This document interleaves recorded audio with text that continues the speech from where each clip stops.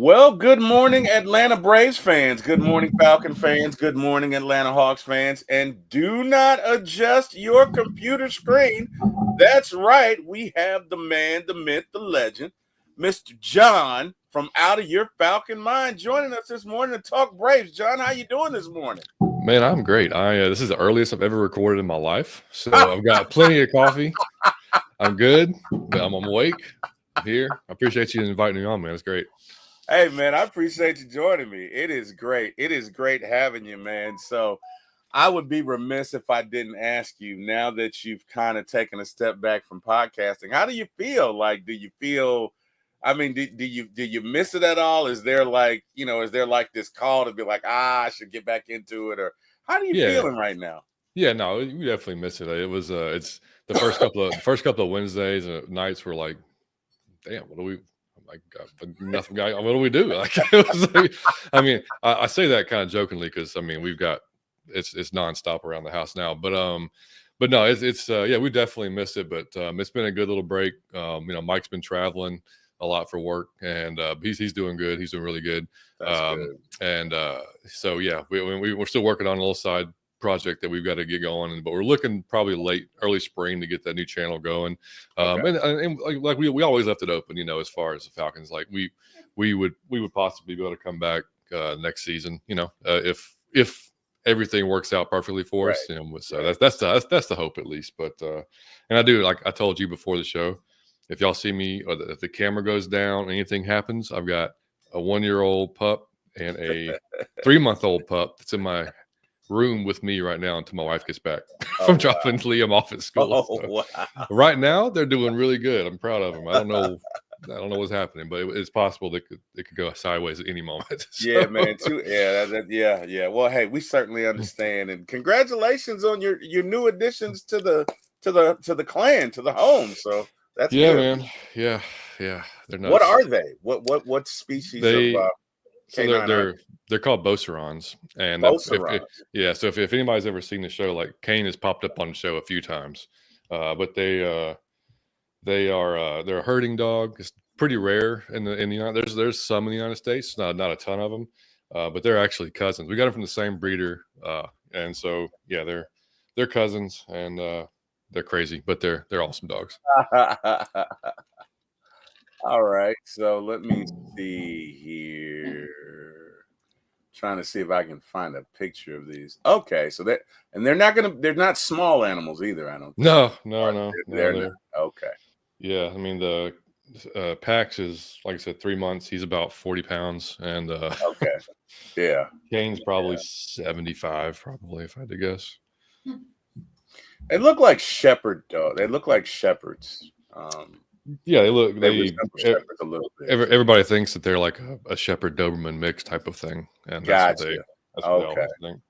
Okay. All right. That makes sense. Well, hey, man, again, congratulations. And hopefully the little fellas can be snug as a bug in a rug and, just sit there for as long as we need them. Yeah, right. But okay, man, let's get into these Braves, right? So you are a longtime Atlanta Braves fan, as am I. So we have definitely seen our share of success and or failure with our beloved Atlanta Braves. Pitchers and catchers are reporting. Now, your son is a pitcher, is he not? He is. Yep. And he just made his high school team, did he not? Sure did, man. Yeah, freshman, and he was excited, man. It was a week of tryouts, and he tried out. He was worried because he wanted to just pitch, right? That's all he wanted to do. That's what he's wanted to do forever. But he didn't want to, possibly pigeonhole himself. So like he asked the head coach before tryouts, just like, should I try out for everything, or should I, just pitch? Like, this is what I want to do, but like I don't want to like hurt myself if I. And he was like, dude, he's like, just go ahead and do everything. He's like, maybe you have a bad day on the mound, but you go get 2 hits, and then you make it the team that way. It's like he's like, don't cut one section off. He hasn't hit in like 7 months. So he was like, Thanks, he was coach. like, he was like, all right, well, cool. I'll just do everything. So like the first day was just defense only, which was fine. He was at third, and he's a good defensive third baseman. So he did fine there. And then the second day was a scrimmage, and he threw 5 batters, struck out 3, had a ground out, pop out. So that was great. That was like what he needed to do. And then he all hitting the next day. He did okay actually. He got I think he actually got 2 hits, and then out of like maybe 6 or 7 at bats. It wasn't great, but it's fine. That's not what he was trying to do anyway. But and then they scrimmaged again. They wanted to see him throw again on the last day. And he had 2 strikeouts and 3 ground outs. So they did what he was supposed to do, and so he made it. And the practice started the day after tryouts, and then it's literally Monday through Saturday. It's practice every day. Wow. So now, granted, he doesn't throw every day, but we'll get into some of that stuff. But I mean, he's there every day. So. Wow. Well, first and foremost, congratulations. Now, am I to understand he's the only freshman that made the team? The only freshman PO, on JV, Okay. Yeah, there's 3 other sophomore, I think 3 other sophomore POs, and then there's varsity is all juniors and seniors except for I think 1 kid. So, yeah. Okay. So, congratulations, man! It's great. Big things, doing big things. Yeah, dude. Yeah, man. I was very proud of him. It was it's what he's been. As you should be. What he's been trying, shooting for, man. So just gotta keep. So, what's he throw? He throws a fastball, changeup, a cutter, and it's a it's a slurve, a slider, like it's weird. Like he's just it's like it. It's like just, a sweeper. Kind of, dude. There's something I don't know. Even his travel ball coach is like, I don't know what that is. Just keep throwing it. Okay. So like, because it was like, because he threw a curve initially, hurt his arm actually about this time last year, playing freaking dodgeball. Right. Oh wow.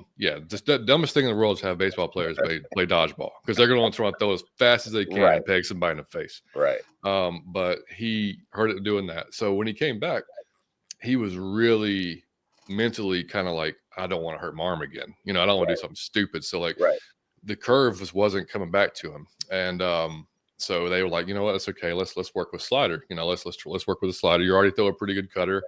Slider's just a little bit more to the side.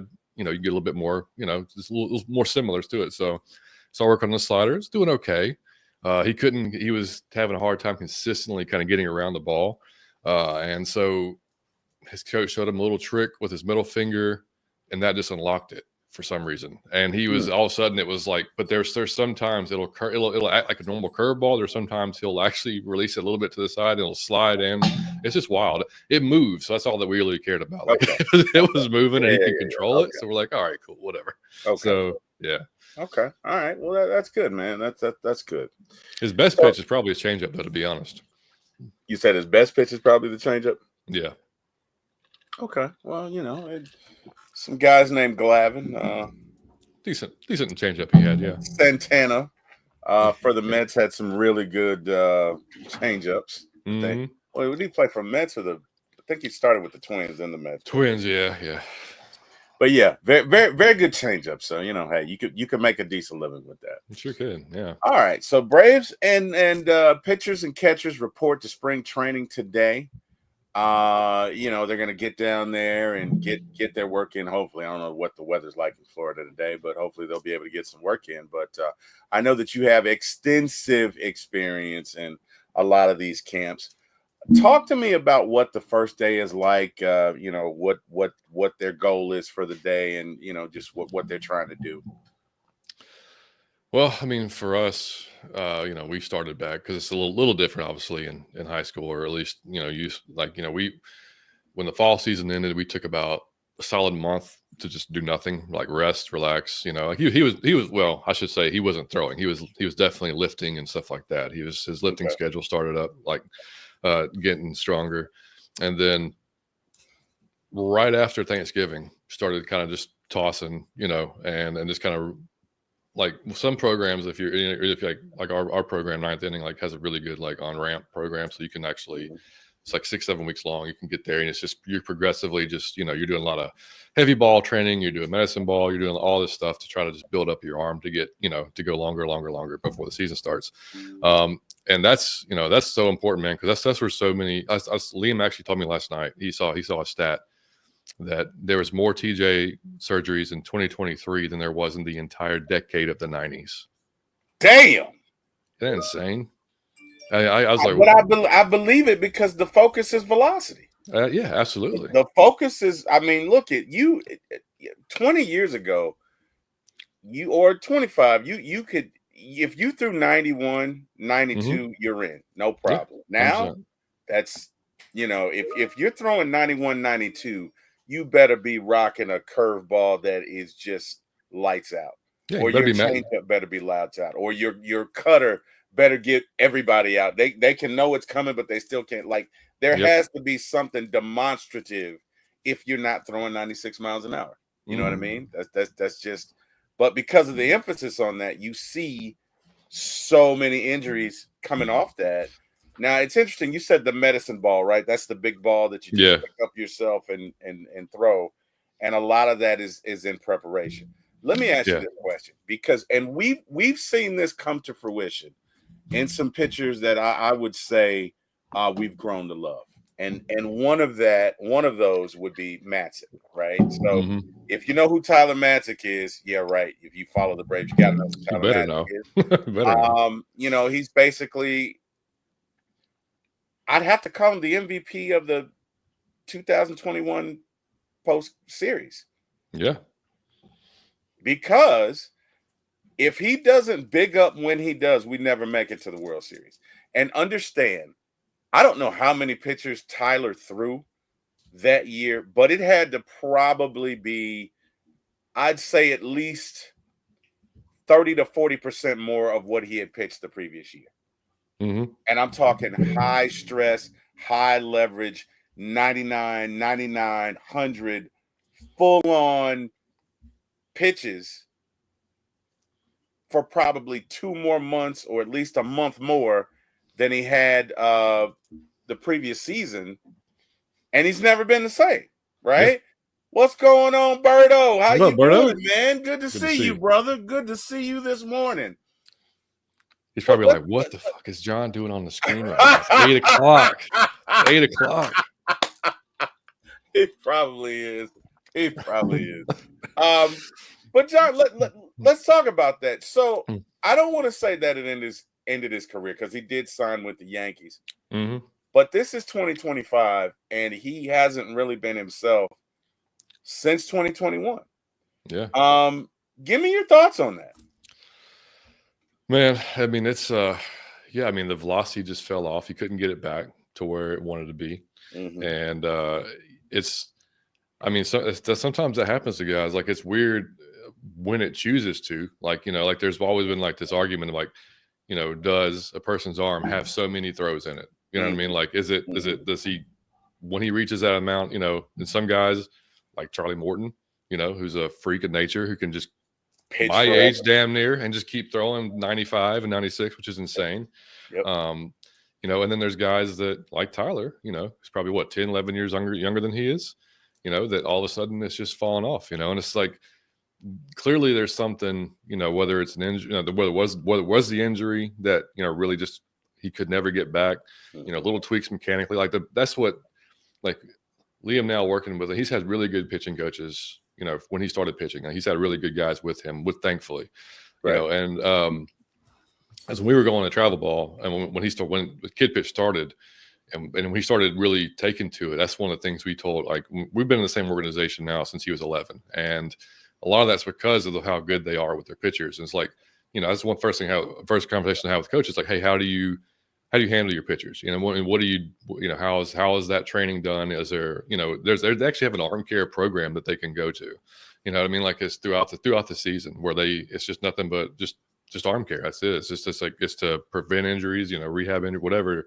And, and he was big on that. So that's what got us here, because we've played guys, we at 10, 11 years old. I'm not kidding, where the kid has pitched 6 innings, 100 plus pitches, and in the middle of July, you know what I'm saying? And it's like, and we played a tournament one time where we saw a kid on Friday night.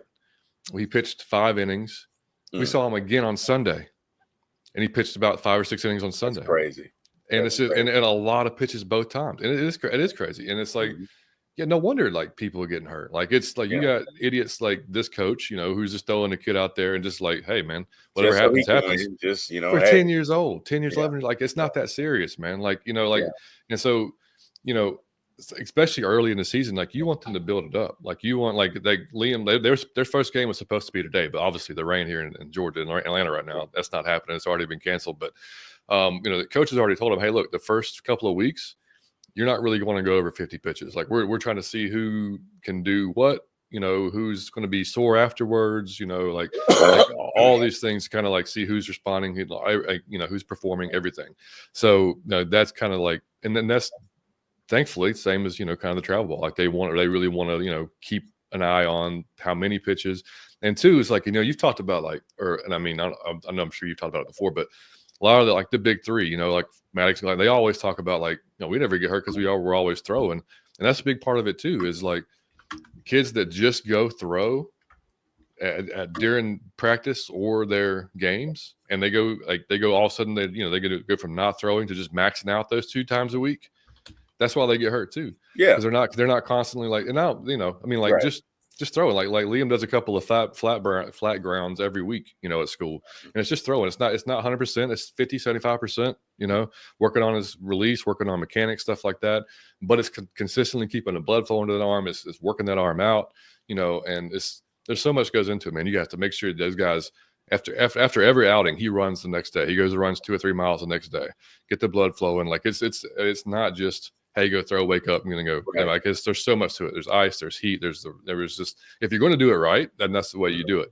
And you still may get hurt. That's the thing of it. You still may end up getting hurt by but you can do a lot of things to hopefully prevent it. And that's what a lot of guys just don't do. And at the pro level, they're all, they have got access to the top trainers, top everything. Right. So like if they can't do it at that level, clearly something is just, physiologically not happening for them. You know what I mean? That can get it done. But MW, what's up, buddy? Hey, what's going on, MW? How you doing, man? Good to see you this morning. MW says, what's good, fellas? Top of the morning.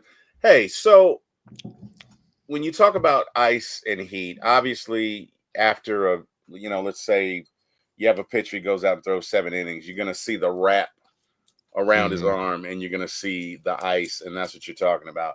But let's talk about the heat. When would that heat be applied? Would it be way after that, like just like later on? You know what I mean? Like it's like they're basically trying to reduce inflammation with that ice. What they're trying to do, so like and then at the same time, heat's going to bring blood and bring like increase the blood flow to that area. So then you want that too, because you have you want to have that speeds that recovery up too.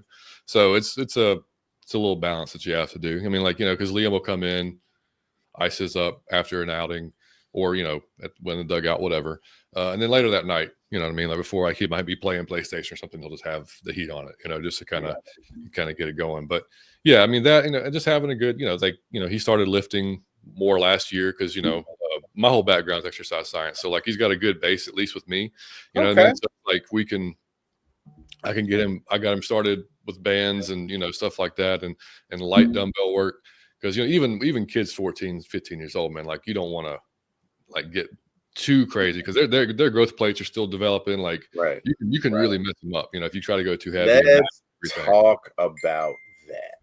Let's talk about that, because you referenced a coach who pitched one guy Friday and then another guy 2 days later. That is insane. And that is insane because, to your point, your body's still developing. I don't even know that you do that to a major league pitcher, unless it's like you pitch game 5, you're in the World Series, and you come back and pitch game 7. And then even with that, you're pushing it a bit, right? Because the one thing the arm needs after you're going to do that is you need rest. Yeah. You get what I'm saying? And the other thing is, and you talked about this, John Smoltz, Greg Maddux, Tommy Glavine all talk about this, and that is these guys are throwing max effort every time, right? So the way it was told to me, right, back in the day, because I'm old, back when they wore the leather helmets. I'm kidding, but the way it was told to me is, if you instead of going 100% effort, if you go 90%, right, or 92. Maybe you get it there at 92 or 93, but it does what you want it to do. You can move it as opposed to max effort every time. The other thing about max effort every time is it is more wear and tear on that arm. 100%. And that's what we're seeing with a lot of these guys who go 5 and 6 innings and go. They don't go 7, 8, 9 anymore because they're going max effort. But a lot of times they burn out. Talk to that, because I didn't know you had this background. So talk to that from a medical perspective. Give me your thoughts on just max effort every time. Well, like you said earlier, like it's all about velo these days. Like velocity is the king. Yeah. You know what I mean? Like you go on Instagram or in TikTok, you know, there's actually like Velo University. Like, I mean, like there's camps you can go to just to increase your velo, you know, because that's what's going to get you a D1 scholarship. You know, that's what's going to possibly get you drafted, you know? So like, that's why guys want to do it. You know, Liam, kind of, I guess, I don't know, luckily, I guess in a way, luckily, he never wanted to necessarily be like a max velocity guy. Like he wanted, like I told you, change up his best pitch, right? Right. So like he watched that documentary on Maddox and loved it, and it was like, man, that's what I want to be, you know. Like, and so he, during his tryout, he wasn't even max effort during his tryout. He's I get very lucky as fact, like, because that's why I think he's good at pitching, because it's such a mental part of the game, right? And so like you've got you can't just go up there throw. You have to have a plan. You have to be able to read swings. You have to be able to, you know, communicate with your catcher well. And so he's very aware of like, okay, I'm gonna throw my fastball and see where this guy is on it. You know, if he's late, I have no reason to speed up if he's already late on what I'm currently. And so like, he's got more in the tank if he needs to use it, but he doesn't necessarily always use, which is great, you know. I mean, like, because like I said, if he figures out, if he knows I can get you, I'm going 80%, and I can throw I'm locating all my off speed stuff, right? I don't need to throw 100%. You know, now if you go up there and you got a 4-hole hitter, 3 or 4-hole hitter who's hitting everything, you may want to ramp it up some for this guy, right? You know, and so it's like, but so. Shit, what was the original question? I forgot. I got off on the tangent. That's okay. It was the elbow, wasn't it?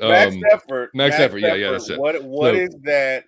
What is the ultimate impact of that on the pitcher, on the arm, on their overall health? Yeah, so the Tommy John thing we talked about earlier. So that's what ends up. It's like there ends up being, and this comes obviously not a doctor or a trainer, just like I said, a little bit of history in it, but it's constantly that UCL is just constantly being whipped, and then especially the guys that throw like a hard slider. Remember Johnny Venters, right? Threw that sinker, just a nasty, like 97-mile-an-hour sinker. Had 2.5, because I think he had like a half a TJ. Like they didn't quite do a full TJ, but almost 3 Tommy John surgeries. Like that type of just constant torque on that ligament in that area is like, there's nothing you can do to prevent it. Like you're just throwing it that damn hard. It's like that's what it is. He threw a slider, a fastball. Like he had 3 combinations. It was just, you couldn't hit him. Oh yeah, because it moved so much. Oh yeah, it literally moved so much. But like you say, and then the way we used him in in those latter years, the appearances that he made, that's another thing, right? And so let's kind of tie this back to the break. That's my concern with this rotation.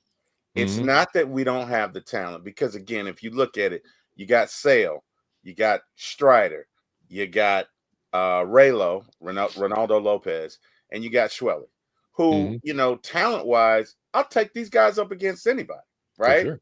But here's my concern. Raylo started his career as a starter, but he was a reliever for 3 years prior to last year.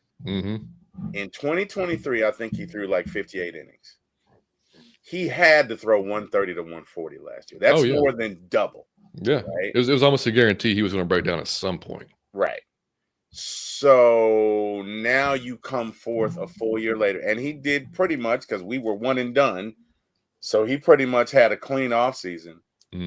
But you just have to wonder, is that Bill going to come do this year? Right, because and it's not to say you can't do it, right? There have been guys that have done it and had no issues. But again, you're talking about going from 58 innings to 130.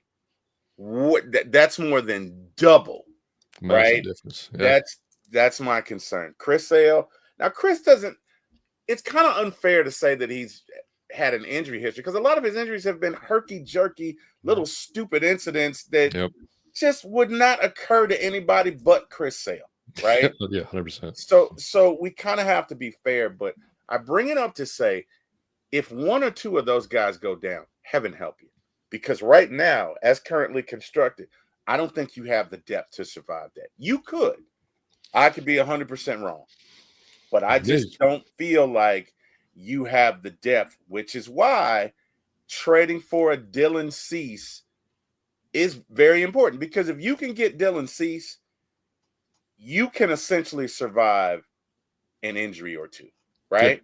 If you got 1 through 5, Chris Sale, Spencer Strider, who should, I'm hearing that he'll be back within the first 2 weeks of the season. That probably means within the first month and a half. But I'm hearing that, like, if they really wanted to, they could start him first 2 weeks of the season. Yeah, so I think what Mark Bowman said that he was on track to possibly throw a game at the end of spring training, and then so like that's phenomenal. Yeah. So, look, you got Sale, you got Strider, you got Schwelly, you got Raylo, you got AJ, you got Grant Holmes. Mm-hmm. So you literally have 6, possibly 7 guys. You could be okay. It's just with pitching, and this is every year to every club, somebody goes down, right? Yep. So that's my concern with them. But we'll get into that. We got some time. So let's talk through specifically when you get there, right? It's day 1. We're all doing drills and all of that. And you know what? Let me do some housekeeping. So I've gotten away. Raymond Collins says, good morning, fellas. What's up, Raymond? Chris A1 says, great day, my guy. What up, Chris? Chris probably be joining us later. I hope. Raymond Collins says, recovery is a must. Chris says, Greg Maddox was one to watch. Raymond says, what up, A1? A1, what's good, Raymond? Feeling great. Blessed to have another day, bro. Amen. Carrie says, John, is that you? Let's go. That's me. Let's go. That's right, ladies and gentlemen. We got the man, the myth, the legend, John from Out of Your Falcon Mind. And we're, John, look it, man. I think I echo the sentiments of everyone when I say, man, we're just damn glad to see you. You know what I mean? I appreciate that, man. Damn glad to see you. So, let's get to it. So it's first day. You're kicking it around at the water cooler with the other coaches. Give me some of the strategies and or action plans for pitchers that you'd be looking to work on at the beginning of camp. Yeah, I mean, other than just getting physically ready to go throw, it's most of those guys probably already have been working at home. They've been doing stuff. Yeah. They've been getting ready to go out there. I think every pitcher wants to make sure their fastball is good. They can locate their fastball because literally everything plays off of their fastball. So if you can't locate a good fastball, then your off speed's crap. And your doesn't matter because they're not.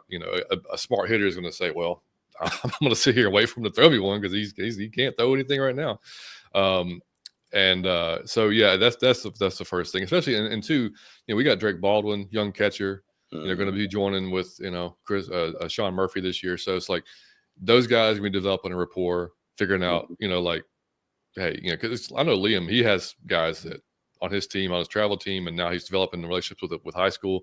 Like his couple guys, like he absolutely wants him to be that catcher. It doesn't always work out that way, but like he's got his favorite catcher for sure. Right. They just have a rapport. They kind of just understand each other. They can just give each other a look, and he knows, So like that's all that relationship building is happening.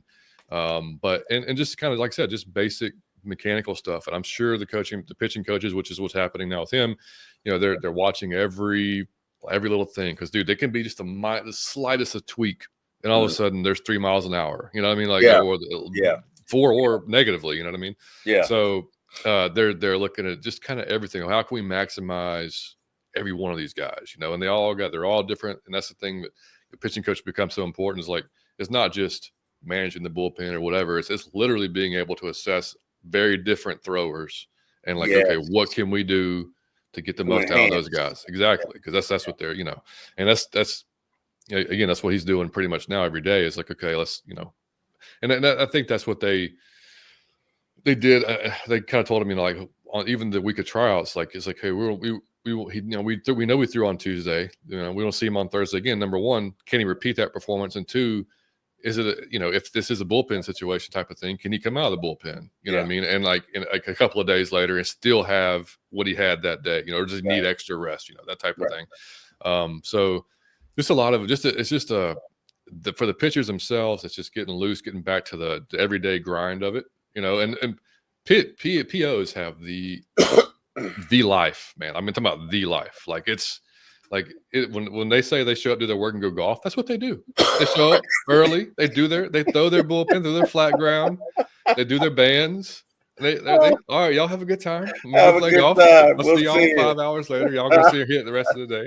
Like he freaking loves it, dude. Like it's like he shows up even like. Like I said, he'll do his flat ground Monday. Tuesday, they ran. They went to the varsity bullpen and did some exercises. Meanwhile, these guys are getting pelted with balls on the infield, and then they got to run when they make errors. Like, this is like, man, this is fantastic. They have the life. Like that is the way to go. If you can pitch, man, you should just do it. Hey, man. But sure, for sure, it's a hell of a go ahead and make a living. But no, it's but that's just the initial stuff, with spring training. Those guys just kind of getting, hopefully avoiding every injury they possibly can. Make sure they're doing their recovery, doing everything they're possible. Because the worst thing for a baseball fan to hear is a spring training injury that knocks the guy out for half a season or a full year. You know what I mean? That's the worst. That's basically it. So let me ask you this: you referenced your son having. And not just your son. Let me be fair. Every pitcher in the world has their own favorite catcher that they like to throw to. Let's keep it real. I mean, we're people, right? You know what I mean? You and Mike had a rapport that's second. And like, you guys would have to be friends because it comes across on screen. Your rapport is just it's legendary. So I can imagine if you were on a team, you want Mike to be your catcher because you already have that rapport, right? Right. But let's talk to the converse of that. So, and I bring it up. If Mike knew anything about baseball, yeah. But she does not know a damn thing. He couldn't even tell you was on the team. Maybe Acuna. Maybe. Wow. I'm not touching that one. Hey, I love him, but I love him. Right, he's not a baseball fan. That's fine.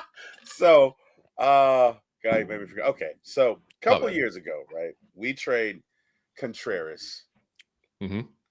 Big 3-team deal, which you hardly see in baseball. Big 3-team deal. We get Sean Murphy from the A's, and I'm not ripping on I'm not ripping on Sean Murphy, but the justification for it was behind the scenes. Some of our pitchers were not as comfortable throwing to Contreras as they were others, which motivated the Braves to go out and get Murphy. Now, to the layman fan who doesn't know the extent of what a catcher does, you're thinking, oh, you guys are idiots. Contreras did this and he did that. And what does Sean Murphy do? And while I will say that Sean Murphy offensively has not hit the mark, although he was injured, basically, you get a bad oblique, good luck with life. Okay? If you've ever had a bad oblique, which I've had, I know you guys look at me and say you can't pull fat, but whatever. I wasn't always this big. But it hurts to laugh, cough, talk, everything. Everything. It hurts.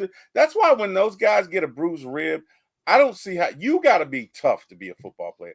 I've had bruised ribs. I didn't want to lay on that side.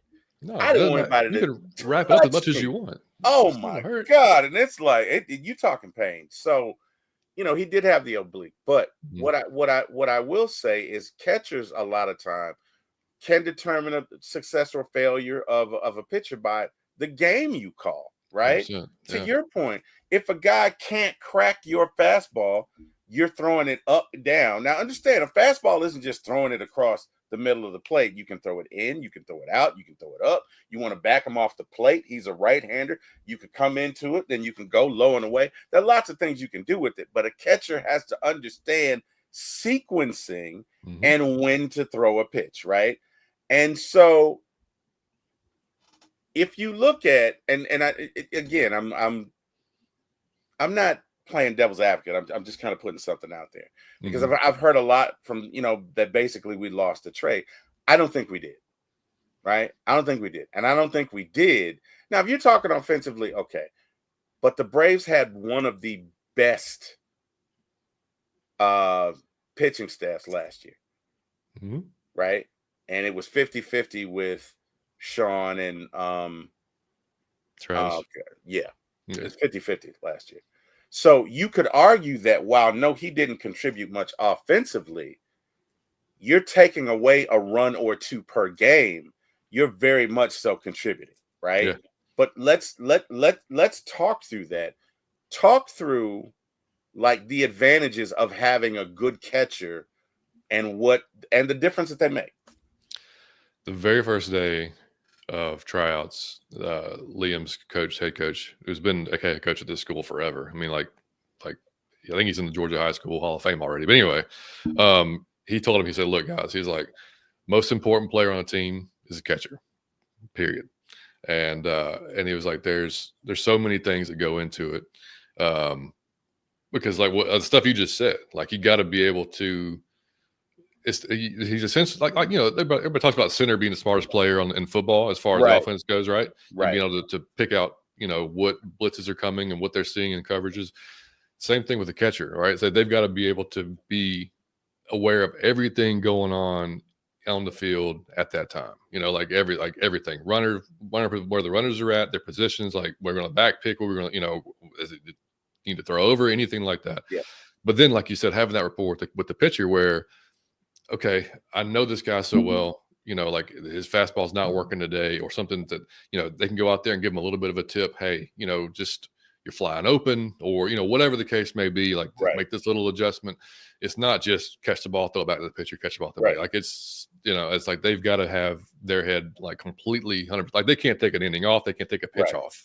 Like they're like, guys in the outfield just sitting there chilling, picking their, looking at the stands. They can do that during the game. You know what I mean? It's like, but catcher got to be locked in every single pitch, and being able to, like I said, just read when even the bullpen prior to the game is like you almost know then, like like there was one time we were at a Braves game, they're playing the Phillies and Cole Hamels was warming up in the bullpen. Dude, he was, I can't say it on this show, he was cussing every single pitch. I mean, just like the whole stadium could hear him, and he like his last one he threw it and was just like, let it go. And we were like, oh, this is going to be great for us because he's pissed. Like this is going to be, and he didn't last the first inning. Oh wow! And we shelled him, and it's like he knew, like I don't have it today, And it's like it's just funky with pitchers because there'll be days like that. They'll just be like, we've seen it with our guys. Like it doesn't matter. The best of the best pitcher in the game can go out there and get shelled one time, right? Because something's not moving, something's not working. Just a little bit of tweak is off, whatever the case may be. But that catcher though, like that's the guy that has to be like, hey man, like not only are you calling, not necessarily, some coaches call a pitch and stuff like that. But not only are you responsible for this, but you also kind of are like a psychologist here in a way too. You have to know what every single pitcher like is going to respond. What's differently. Going on with them that day, right? Yeah. Like did you get some sleep the night before? Was right? What? Right. Stuff. And there's guys like Sale. I'm pretty sure you can go up to Chris Sale and probably punch him in his chest, be like, "Dude, get your shit together, let's go." Right. And he'd probably be like, "All right, I'm good." You know what I mean? Yeah. But there may be other guys that's like it's not their way. You have to maybe talk. You have to talk to him a little bit softer. You know what I'm saying? Right. So it's like. That's a whole other level. They have to just understand, like, okay, every pitcher, every guy's different. They're all human beings. They all respond differently to different criticism. I'm not giving you criticism, but I'm just telling you this is what's going to help maybe give this a try.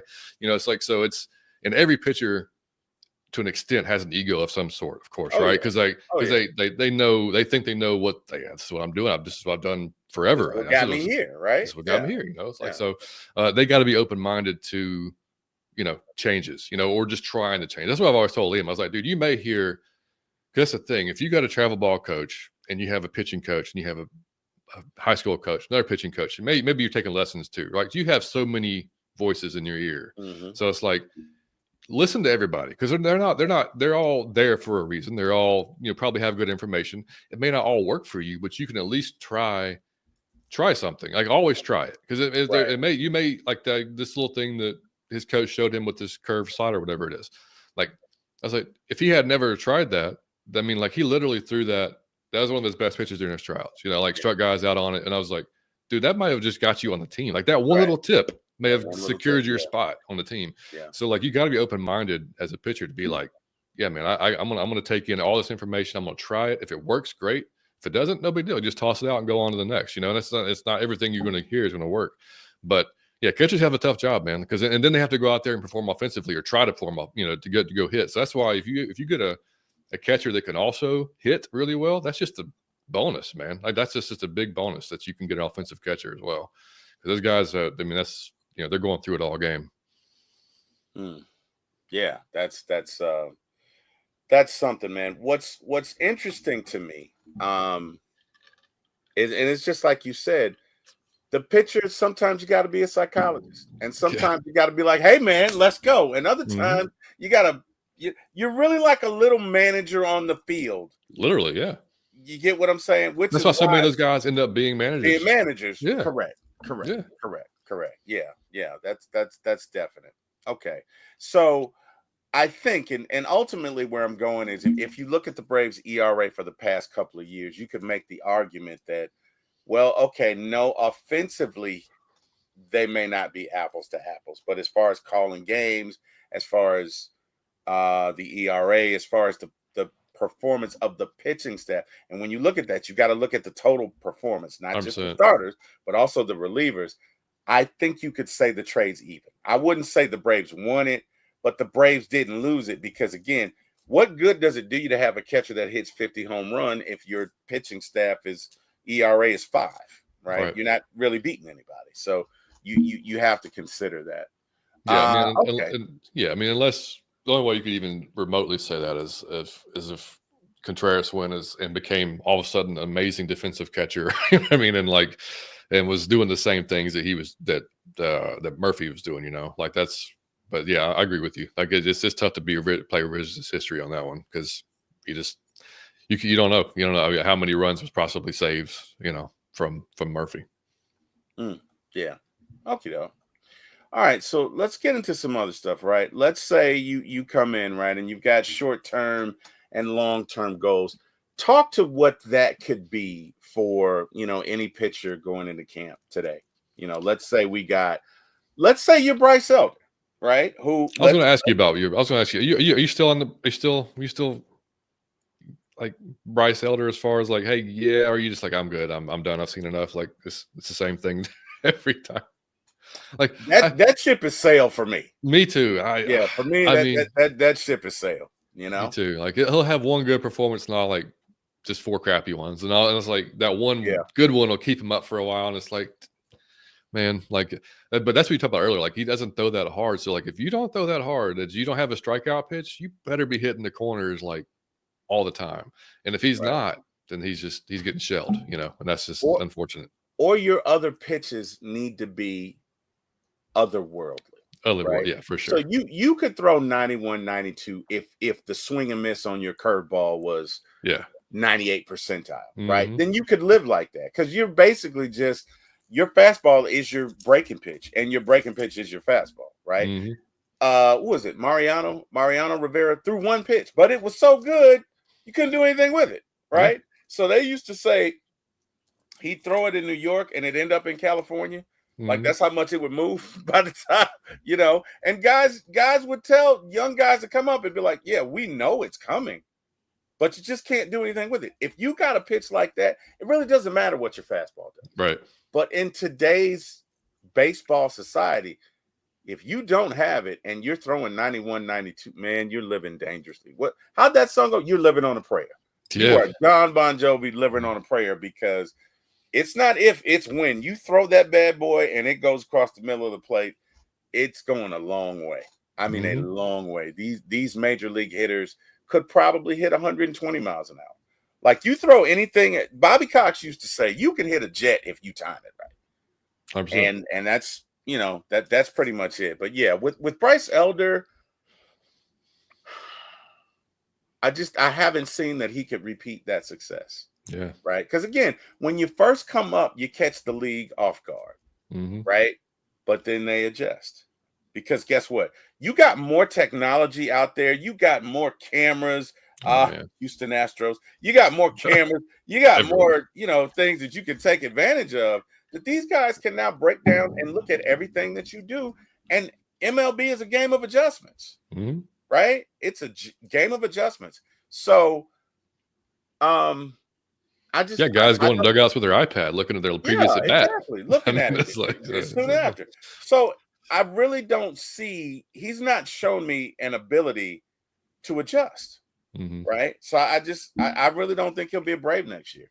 That's me. Yeah, but you know what? Let's get into some of these pitchers, right? So give me your full take, full bore, start to end, Genesis to Revelations, Bryce Elder. Okay, came in, great season. What happened? I don't.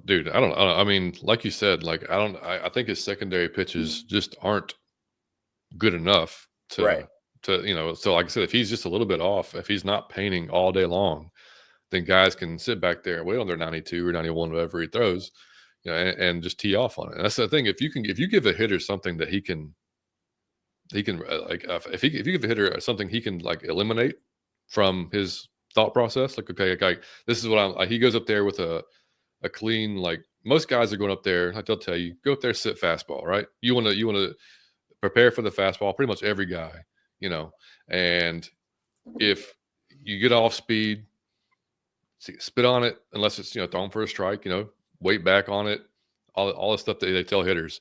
So, for Bryce, it's like nothing was just electric, like you said. Like he not his secondary, nothing was just amazing. And when it fell off, he just couldn't get it back. And like I said, so much of pitching is mental anyway. Yeah. So when you go through, you get shelled this time, you get shelled this. Remember how Kyle Wright started off, man? Like he just could not get out of his own head. Yeah. I mean, like it was just like, dude, you have the talent. Like you have, and the same thing with Sean Newcomb. Like guys would look at Sean Newcomb and be like, man, this dude has amazing stuff. Yeah. But he just could not get out of his own head and couldn't figure it out. So, and I think Bryce, I don't think it's a work ethic thing. I think Bryce works his ass off. I just don't think he's the quality of some of those secondary pitches is quite there. And so it when you throw 91, you don't have a great secondary, outstanding secondary pitches, then kind of happens with what's happened. Yeah, Chris, what's up, buddy? What's up, Chris? What's good, family? How y'all feeling? Oh man, we doing good. Look, I knew you would want to be here, man. Because look, me and you have been talking about having John on here talking Braves for the better part of 7, 8, 9 months, man. So I'm and before then, honestly.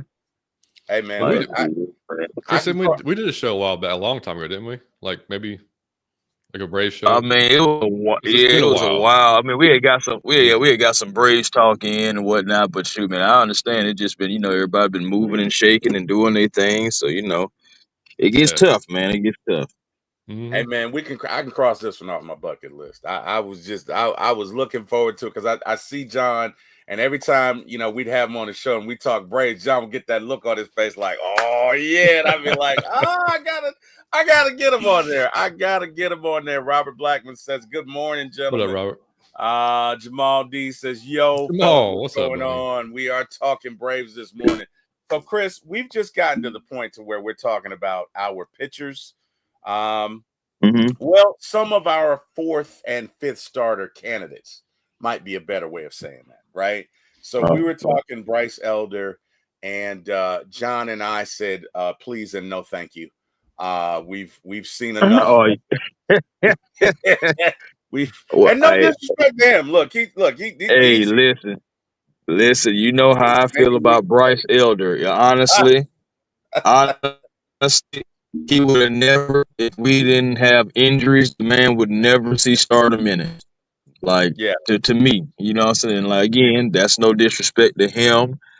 Bryce, and then I think I walked in on it. But Bryce, he definitely worked his butt off. It's just, sometimes you get bad Bryce, sometimes you get good Bryce. It's tough, man. It's real tough.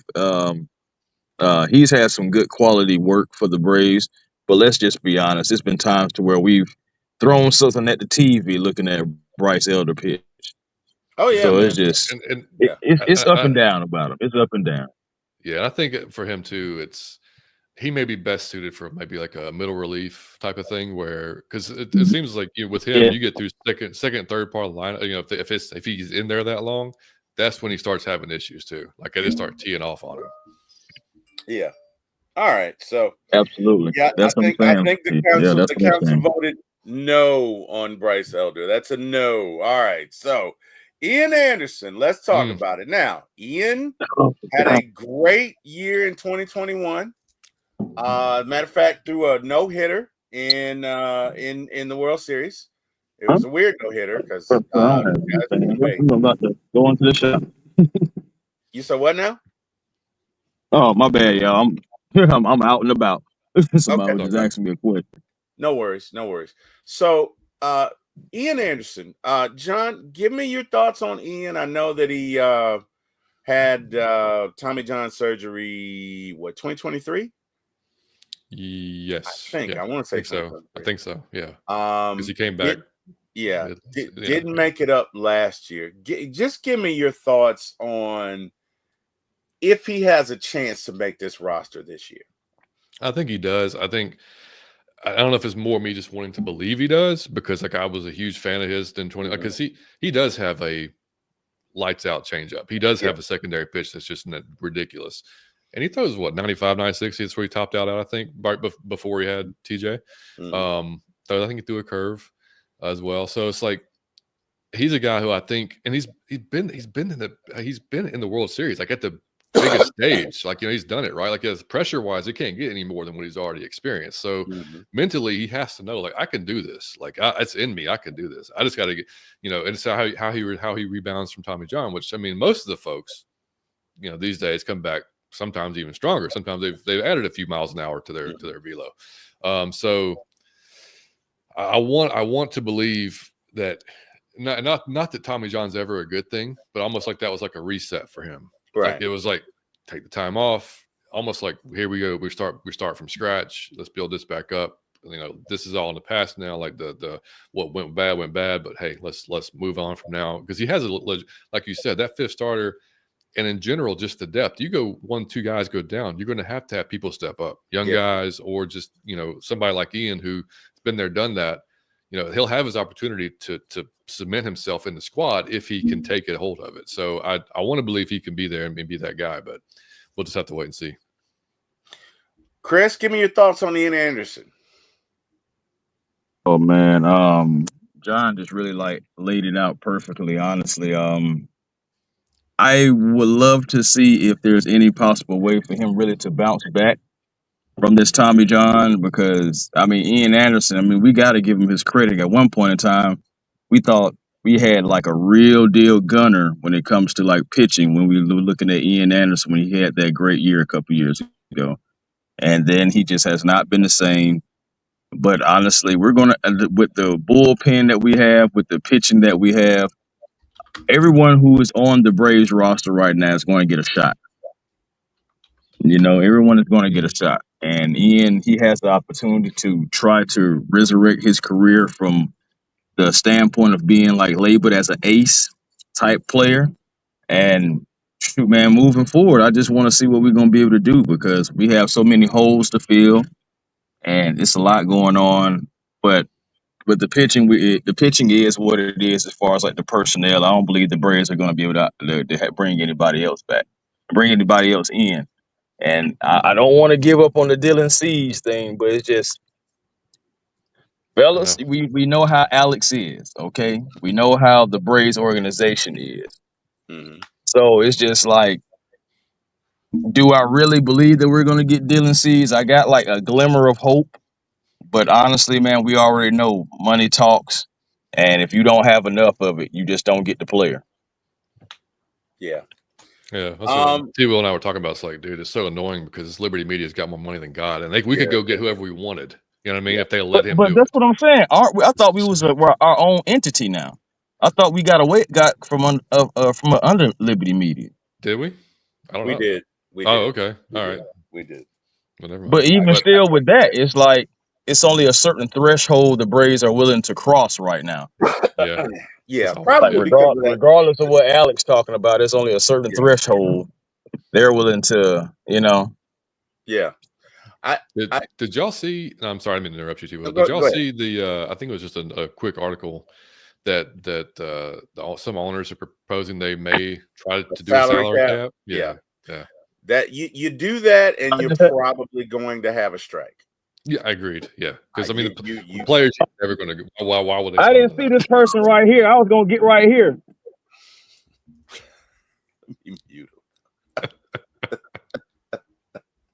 Okay, he muted himself. All right, so I don't see, and I'd be remiss. Ian Anderson is out of minor league options, which means if you send him down, he might not come back. In other words, if he's out of minor leagues options, and correct me if I'm wrong, John, but if a player is out of minor league options and he doesn't make your team, he has to clear waivers, does he not? Another team can pick him up, correct? Yep. So, and I believe the same is true for Bryce Elder, but let me.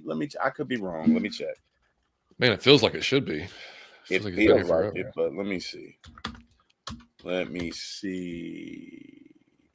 Travis, what's up, buddy? Good to see you, man. Ladarius, what's up, buddy? Give me a few minutes, fellas. I'm dropping my truck off. 1 minute. No worries, man. No worries. Yeah. So it looks like I think Bryce is out of options as well. So one of those, I'd venture one of those is not going to make it. Yeah. So you might see a late preseason trade, with Bryce or Ian. I honestly, I'm not going to say it's the same thing as Bryce because Ian helped us win a World Series. Mm-hmm. So he is always going to have a place in my heart. I'd be lying if I didn't say that, but I don't see a path back from what he would need to do. Yeah. Which would be to find another secondary pitch, right? Right. I just don't see it. Yeah. You know what I mean? It could happen. I could be wrong. Because right now, happened before. Totally. Because right now, guys can just sit like, okay, if they recognize the changeup, just sit on it, right? Yeah, and just sit on. I'm gonna ignore your fastball, right? Exactly. And unless you give them a reason to, it's not going to get better. So again, look. I'm sorry. Go ahead. No, I was gonna say. I mean, and look, we're old enough, and like I don't know if Chris is old enough, but can remember like guys, guys aren't given the time they were used to be given. Correct. So like so many, it's because this is like quarterbacks in the NFL. Like rookies come in, like everybody develops a little bit differently. Like they the light bulb may go off 2-3 years into the league. Same thing with pitchers. Like Glavine was terrible his first year. Smoltz was terrible his first year. I mean, terrible, right? Like I mean, these are guys terrible. I mean, Smoltz. That's why one reason he got traded. Like he was so bad in Detroit. They're like, yeah, well, let's give. They thought they won that trade when that happened. Yeah. So it's like, and it's just today is so competitive where they're going to bring the young guys up, and if they succeed, then great. But that's what the other guys that may not, it may not click 2 years down the road. That's what they're fighting against. That's what they're competing against. So, that's why it's like with that. I think it's with Ian, like with Bryce, it's like you've seen the entire arsenal. You know what it is. We've seen it. It's like with Ian, it's like we know he's got some top end stuff. It's just like mentally, maybe his, like I said, that first year was like we talked about, like you talked about earlier. People hadn't seen him before. He's got this big over the top relief, that's coming at you, big guy, devastating changeup. So maybe the league was like, hold on, what is this? And then they kind of adjusted to it. Some things happened with Ian mentally or physically with his delivery, and it just went off. So now it's like you've seen those things with Ian, so it's like you want to think they could come back. You know what I'm saying? But that, like I said, that's just the nature of the league, though. I mean, and fans want to see production immediately. So it's like and I get it, I totally get it. But just some guys don't all of a sudden click like that sometimes. Do you think? Because you bring up an interesting point. In today's league of hustle and bustle and hey man, let's get him in here, get him in, get it out, move him out, raw hide, let's keep it going.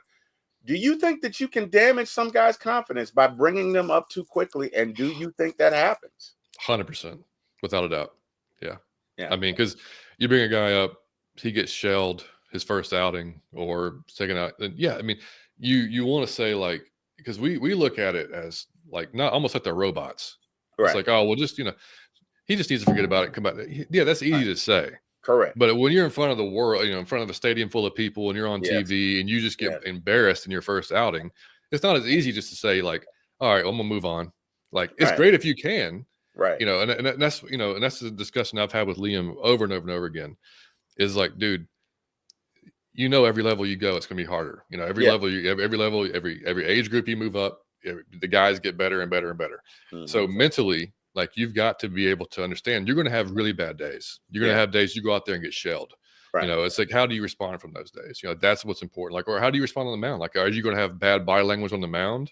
Are you going to like, it's like, whether you're showing your coach or the umpire, like all that stuff that's got to be in here. You know what I mean? So like, and he's done a really, look, he gave up in 12U, he gave up a walk-off home run. And he threw it. The kid just. He threw an inside high fastball, and the kid just got his hands in on it and put a good swing on it. And it was like barely inside the foul pole, like just barely, And I was like, oh, and then that was the first like really just adverse type thing that had happened to him, like on the mound. And so I was looking at him, from the stands, and he just watched it go. He turned around, and started laughing, and I was like, oh shit, even his coach said after the game, he was like, dude, I've seen 11-year-olds just like break down and cry when that happened and lose it. Right. He's like, I knew he's gonna be okay because like he was laughing and like he said, I talked to him after the game. He was like, that was a good swing. He's like, I threw it where I wanted to throw it. The kid just put a good swing on it. Top of it. Right. But I was so proud of him in that moment though, because I was like, dude, that's exactly the mentality you have to have. It's like because you're gonna go out there and it's not always gonna be, because like when you're 8 and 10 years old, when you're dominating, well, that's one thing. But when you start getting older, when kids get better, that's not going to be the case always. So, but anyway, that's just a huge important part. I think it gets overlooked sometimes. But like you said, guys come up too quickly, or they're shoving at AAA, and then all of a sudden they get to majors, and it's like, oh wow, these guys aren't swinging at my crap anymore, or they're timing me up, instantly or whatever. Like that's the case. It's an adjustment period, and you got to have a little bit of patience when it comes to those guys. And it's like I said, that's what's tough. Thankfully we have the season's forever long. So, if you mess up a few times, you do have a little bit of, the wiggle room there, but it's tough, man. So. It is tough. When I think of that, I think of Nacho Alvarez last year, right? Because Nacho Alvarez was doing great, came up in the major leagues and bombed, right? Yeah.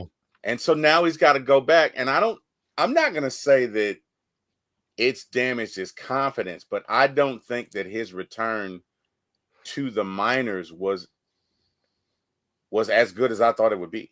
Yeah. Right now, again, he did have a rapid ascension. So maybe he should have been, to your point, maybe right at AAA. He could come out this year and be lights out. But we'd be remiss and darn near irresponsible if we don't. These are human beings. Yeah, man. These are human beings. And look, you can have an experience that can shake you to your core. Okay. Yeah. I tell this story. My brother's Eric Parker. A lot of you guys know him. And the thing about, even though my name's Wilson, there's a story behind that. But even we Parkers are typically very fast human beings. Just God-given gift. Right. So real quick story. I'm meeting with Eric and some cousins of ours. And if you know me, I have a propensity to talk a little trash. That's just kind of a family trait, right? So I'm sitting down.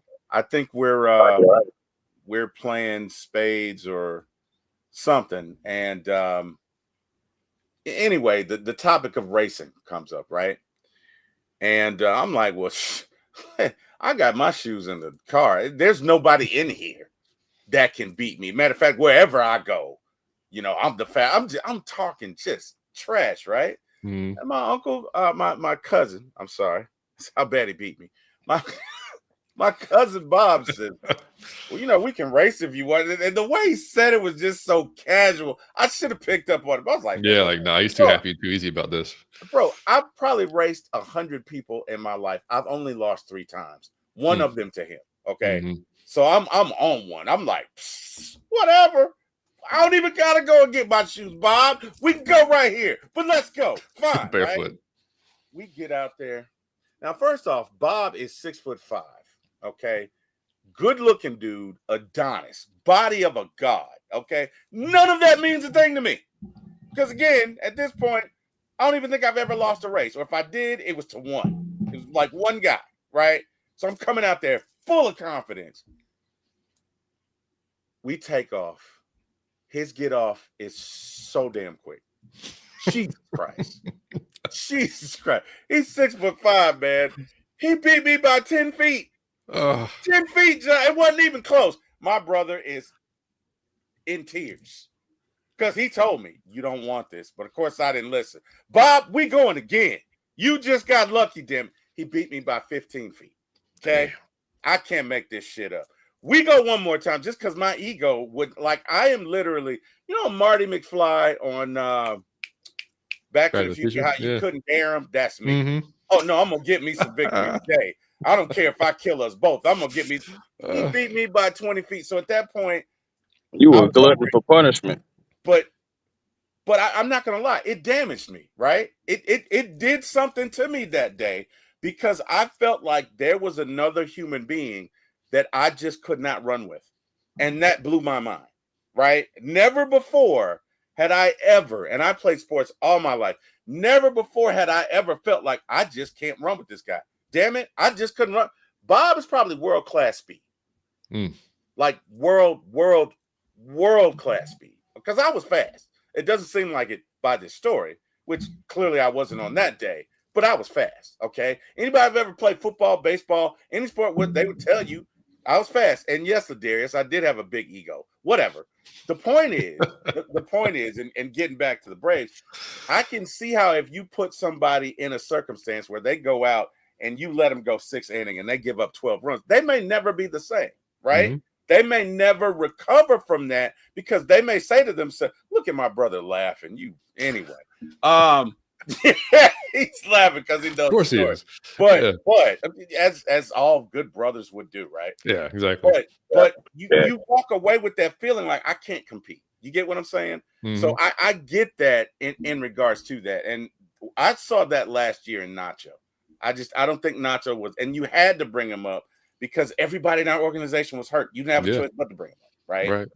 But I hope that didn't damage him. So let's get back to our list of pitchers. Grant Holmes. John, give me your thoughts on, because this is the one guy where I'm like, maybe. Hey, look, a mullet like that, I'm in. I'm in. Best ball in the game right there. All in the mullet, that's all I need. That's all I need. It's all in the mullet, baby. Look, if you're going to have that kind of mullet, you know you can bring it. Like, all right.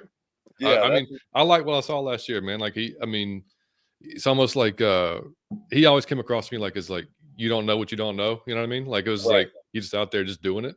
Kind of like early Matzik, you know, like when he came up, you know, and so it's like, yeah, I mean, I want to see him be able to just maybe advance what he did last year, obviously, build on that and be able to do it again, because that's what we have to see from all these guys, you know, that come up like that. But yeah, I'm on board with Grant. I like him.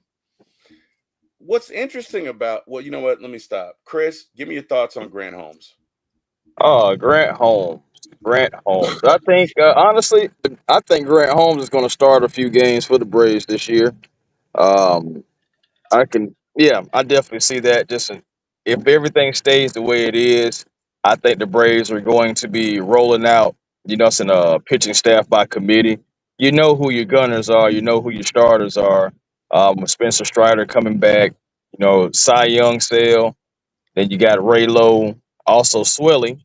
So you know who those pillars are. But it's going to be times where you're going to be looking for that fifth starter. Going to be times to where like guys need rest. So that's where like I'm looking at Bryce Elder, but I'm also looking at Grant Holmes as well. Bryce, because he's done it before, he's with the organization, he's used to it. I wouldn't be surprised to see him in a starting role this year. But also I expect at least maybe once or twice, for whatever reason, Grant Holmes is definitely going to be a starter for the Atlanta Braves this year. I think they like his stuff. I think they like him as a player, and I think they're going to give him an opportunity. I really do.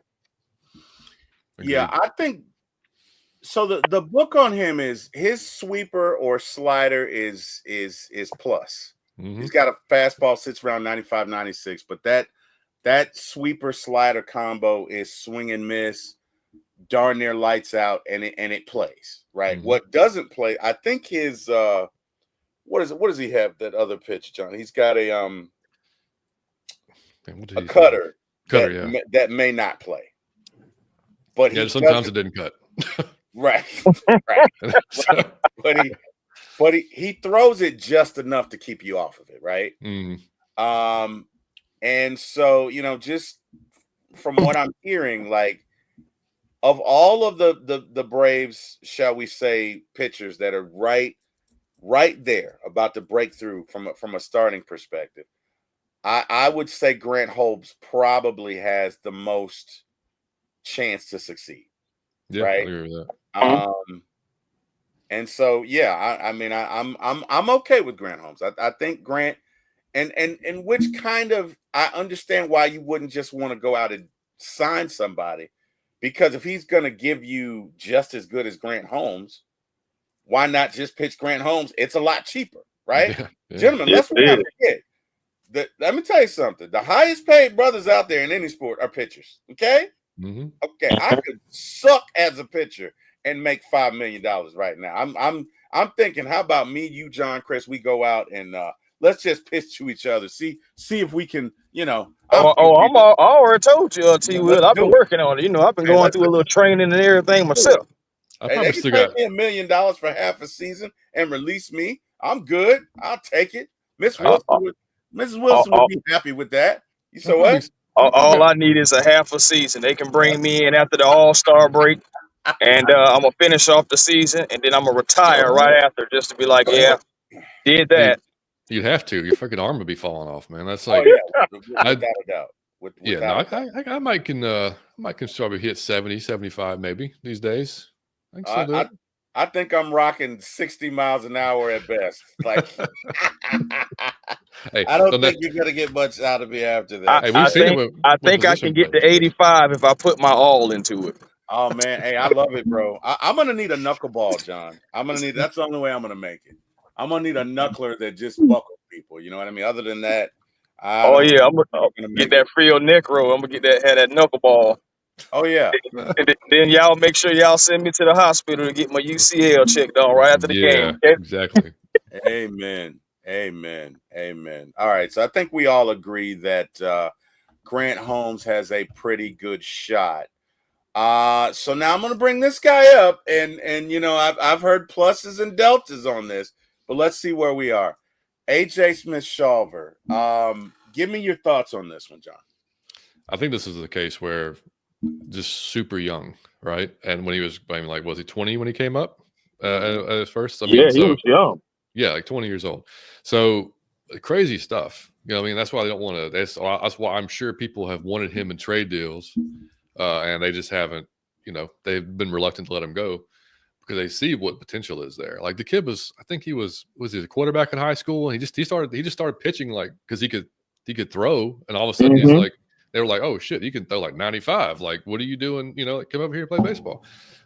So for him, it's just really, really, really honing in those secondary pitches because he's got a great fastball. We know that. It's got a lot of life to it. Guys, a swing and miss. So it's really just perfecting those secondaries and getting a better curve, change up, whatever he wants to throw, whatever he's throwing. So that can be something he can go to. But long term, I don't know how they see. I guess they see him long term as a starter. I don't know if they've really talked about it as far as like their long term outlook for him or not. Because he's got clearly you could bring him out of the pen for an inning or two with that type of fastball, But definitely a guy that can make the squad. I wouldn't, if he came out and struggled, I still wouldn't jump off the boat just yet because like we just talked about, young guys that sometimes take a little bit longer to develop, especially guys that hadn't been playing the sport that long, happen to be gifted at what they're doing, and if they can throw a ball like that, it's tough to you got to know when to cut it, but I don't think you cut it yet. You know what I'm saying? Like I think you got to give him a little bit more time. So not everybody can be Michael Harris to jump from AA and just be that guy. You're right. Yeah. And I would venture to say it's a little more difficult for pitchers. I'm sure Michael Harris would not agree. Shout out to you, Mike. Yeah, man. Monday Mike. Monday Meow. Mike. We saw him Meow. actually Shout out pitch. to you, Mike. TWill. Y'all remember that? Mike is a trip, man. Mike is a Mike trip. is You gotta hilarious, love him. man. You gotta love him. You gotta love the personality. Oh, man. That was Tyler Masick. And a lot of people don't know that about Tyler. Tyler's a card, man. Tyler put him hilarious. One of my favorite Braves, man. Tyler Masick. Damn, you got arrested. Damn, you got arrested at the parade because didn't believe he was part of the team. Lord have mercy. Dude, I'm one of the Braves. I really am, though. Yeah, I really am. I really am. Yeah. And that year, he was Mr. Brave. If you want to know the truth, I mean, damn, man. we don't. Oh, 100%. That was just that was ironic, is what that was. That's crazy, man. That is absolutely crazy. Hey, I will say about AJ Smith-Shawver, that's another guy who I think is going to get an opportunity to start this year, y'all. And like I said, if the roster is constructed the way it is on present day, nobody else comes in, AJ is going to get an opportunity. Last year, you think about how much confidence the Braves had to put him in that playoff game last year. Now, I ain't going to lie to you. It was not fair to AJ, but the Braves didn't have any other option. Right. They really did not. Chris Sale had just went down, and Chris Sale was scheduled to pitch that game, but then he had the back spasms. Remember TWill? We was praying and hoping that it was just a smoke move and everything, but it was not a smoke move. He really had back spasms, and then when that happened, I just was like, the playoffs are done. If we could have started off with Chris Sale and maybe get a leg up, I would have felt better. But not having Chris Sale that whole playoffs and then having to insert Smith-Shawver into that starting role against a team that was hot like the Padres, that's a tough act. So my thing is, when going into the game, I said, you know what, Smith, whatever happens, I'm not jumping off the bandwagon for you because I know you was inserted into a very tough situation. And he got his head beat in. He did. But at the same time, I still believe that AJ has the stuff. Like John said, he do have to work on the secondary things. But it's a reason why the Braves haven't traded him or anything like that. I believe they believe in AJ. I believe they believe in the potential and in the stuff that he has. And I think he's going to get an opportunity. This year, I believe it's going to be a year of opportunity for a lot of guys. And at the year's end, it's going to be like, okay, we tried everything we possibly can with everybody. This is the guys that need to stay. These are the guys that may need to find a new place, so I can really see it being like that. I wasn't even mad at him at that Padres game. I just felt bad for him. I was just like, John. Just like, same. Damn, dude. And but in a way, like he'll be a lot stronger because of it. I mean, you go through that type of outing in the playoffs against the Padres and the way they were hitting, and it's like, he'll be fine. He'll just, like Michael just said, he's gonna be fine. He just has to get, like you said, man, get that secondary stuff going. Mentally, though, I mean, he's been through the worst. So Yeah. And guys, let's talk about that for a second, because I don't think people really understand. I'm gonna tell you my opinion. Other than golf, which is very mentally taxing, baseball to me is the most mentally taxing sport on the planet, because if you succeed 3 out of 10 times at the plate, you are world class. Yeah. You have to become okay with failure, 100%. right? You have to. So, in my mind's eye, that's my thought. John, give me yours. Like, is that in line step with what you think, or give me your thoughts on that? Yeah, man. I mean, just having a kid that's played since he was 4 was, it's like, and as he got further into it, having to explain to him, hey, man, like what you just said, I told him that. I said, look, if you succeed, and this is before he really just became a pitcher, but I was like, look at these guys, dude. If you succeed 30% of the time at your job, you're making the Hall of Fame possibly. Right. Like that's, which is insane to say. But I was like, but I told him, I was like, dude, you're going to have to be able to be okay with that. Like you're not, at the plate, you're going to strike out sometimes. You're going to, and it's going to be in big situations. You're not going to come through there's going to be bad things happen. You're going to have to not only be okay with it, but be able to recover with it the next inning. Like if you strike out at the plate, like it just happened to him before. He struck out, had to go pitch the next inning. All right, that's got to be gone. Like whether you had guys on base, whatever the case, that's over with. Like, now you have to go prepare to face these hitters, So it's severely overlooked. And I think as the kids come up through different levels of baseball, as you see every year, like, and we've seen it, and it's not always a talent thing. Some kids are super talented, but they don't have it mentally.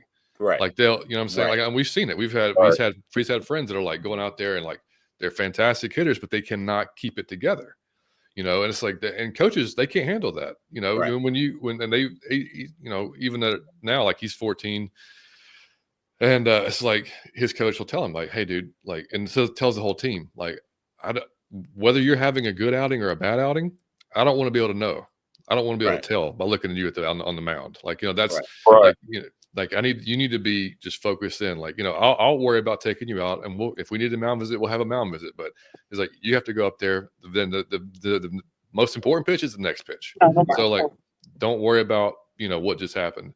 And but as a person, like, you have to have that kind of makeup in you. Like, I don't think you just develop it. I mean, you can develop it, but I think you have to have that ability to be like, okay, like this is, and that's what me and my son, we've talked about it so much over the years, especially as, like I said, as pitching's become more important to him. And now that he's only a pitcher, we've talked about it a lot, but it's just, and he's done a really good job being mentally strong. But I was like, dude, it's just going to get tougher and tougher. Like, like you've had a lot more success than you've had failure so far. Right. And you've had some failures. Like this last fall season was a tough season for him. Like we had 4 tournaments. Fall's normally shorter, than and really, I mean, he had one really good outing, which was the first tournament. Like, and after he had some mechanical things and just wasn't himself, and like it was a tough last 3 games, and like it got to him. It was kind of like, it was like, man, so like not the way he wanted to end going into like tryouts for high school, right?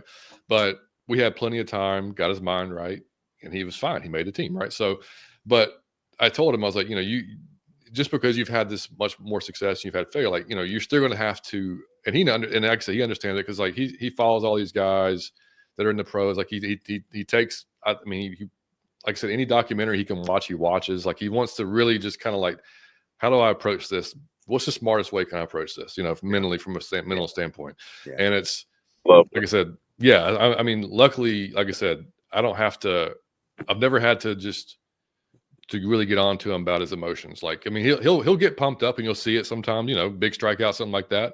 But for the most part, you can't tell what's going on. Like I said, it's just like, even keel. 100%. Like and like I've talked to him after some bad games. He's like, well, this is what happened. This is what I knew I was doing. He's like, that's what I got to work on for next game. Like, so it's over with, it's like he doesn't, and I've always had it. And I don't tell anybody how to parent. But I've seen guys get on their kids after a bad outing and look, dude, man, they already feel like shit. Like they know they sucked. Like they know they had a bad, like the last thing they need is your dumb ass going, hey, like you were terrible. Right. Yeah, dude, I know I was. Like, and I told Liam from the get, I said, dude, I will never ever do that. Because I played sports growing up too. My dad was not like that, thankfully. You know what I mean? And so, but I saw it happen all around me. So like I told him, I said, dude, I don't care if you even want to talk about it. I was like, if you want to talk about it, we'll talk about it. I was like, we're definitely not talking about it after the game. We can talk about it the next day, 2 days down the road, whatever it may be. I was like, if you just want to be like, hey, I just want to flush this, then flush it. Like I was like, I mean, I'm not your coach. Like I know a little bit, but I mean, I'm not going to sit there and try to like mess you up, Right. So, but yeah, all this long tangent. Yeah, the mental part of it gets severely overlooked, man, from a fan standpoint, because they forget they're humans, and it's all, whether they're young kids coming up or a vet that's, coming back from injury, whatever the case may be, like they're all overcoming something, and they all have to just like, there's no, hey, let's just wait and see. Like, it's like, hey, no, you have a game today, you have a game tomorrow, you have a game the next day. Like, you have to perform, so it's tough, but that's why they get paid what they get paid. Well, I just want to give you your flowers, John, and just being, a great dad to Liam, and being able to allow him to go through the emotions and allow him to, grow as a human being, as a young man. Because, like you said, things are gonna happen. You're gonna have bad outings, like you said. They know when they have a bad outing, and to just be that support system. Like I just got to give a salute to you. and other dads who are just like you, because it's easy to beat up on your children. It's easy to beat up on them, and without even really realizing the effect, because you think about how it was when we were growing up and everything, and like it was kind of like, all right, man, so get after it, get after it. It's like it wasn't. We're in a different time and day now, to where it's like, all right, it's not going to be rah rah all the time. You're going to have to be having some compassion. You're going to have to be able to watch your words and everything like that. So yeah, but I'm glad that Liam has that. And do you hear that, Double A? You hear that, Alex? So you see those intangibles. So in that family. So check them guys out. Check them out. That's right. What's interesting, right? My dad was probably the best coach teacher I've ever had. Now we didn't always get along. Oh my God. But one thing I will say about him is one-on-one, he was the best. Now, he was not effusive with praise, right? The best game I ever had, I remember it like it was yesterday, right? I went 4 for 4, 3 doubles, 1 trip. I killed it. I killed it. That was a line drive up the middle, stuck my glove out, caught it, right? Oh, it was a great game. And I made one mistake, right? One mistake during the entire game, right? Now, my dad would never publicly get on it. That's not him. If he was going to communicate, it'd be after, in the car, maybe the next day. He wasn't going to embarrass you. That just wasn't him. So I walk up to him, right? And I'm thinking he's going to be like, you had a great game. His exact response was, if you'd have just paid attention to the guy at third base, you probably could have got him, which pissed me. Oh my God, it pissed me off, right? Because I was like, I know you saw me out there. I know you saw me out there. I know you did. I know we were watching the same game, damn it. I didn't say that, but I was thinking it, right? But that was him. But the thing about him is that, to John's point, he's never going to really talk to you after a game, good or bad. He'd probably wait a day and be like, so tell me, what do you think you could have, I did like that about him. Yeah. Who was the coach? David Pollock he played for Georgia, right? He said he didn't want to coach his son. And I think it's probably because he said, look, my role, I just want to be your dad, right? Yeah. So I think that, John, you being able to do that speaks volumes about your character, because it's not easy. No. Right. It's not easy, because there are times you may have to have a conversation with them, but it's all about the win. When's the right time? Picking and choosing. You know what I mean? Because what I realized watching my son play baseball, I might want to say something as a coach that needs to be said, but as a dad, I have no business saying it, because ultimately it's going to take away from his growth, and I don't want to do that, right? So a lot of times I find myself oh God, I just gotta shut up, Kim. That's my wife, Kim, and because you can't always do that. Yeah. There's sometimes things need to be said, but as a dad, it carries. It's damaging. For sure. Right. It is. Because when you say it in the moment, you're thinking coach, they're thinking dad. Oh, my dad doesn't believe in me. And you never want to do that. So guys like yourself, John, who can do that and do that effectively, I salute you, because that's not easy. I've been there, done that. I feel like it's a delegation that you have to really be aware of. So I think that's really what it comes down to. Am I right, John? Awareness.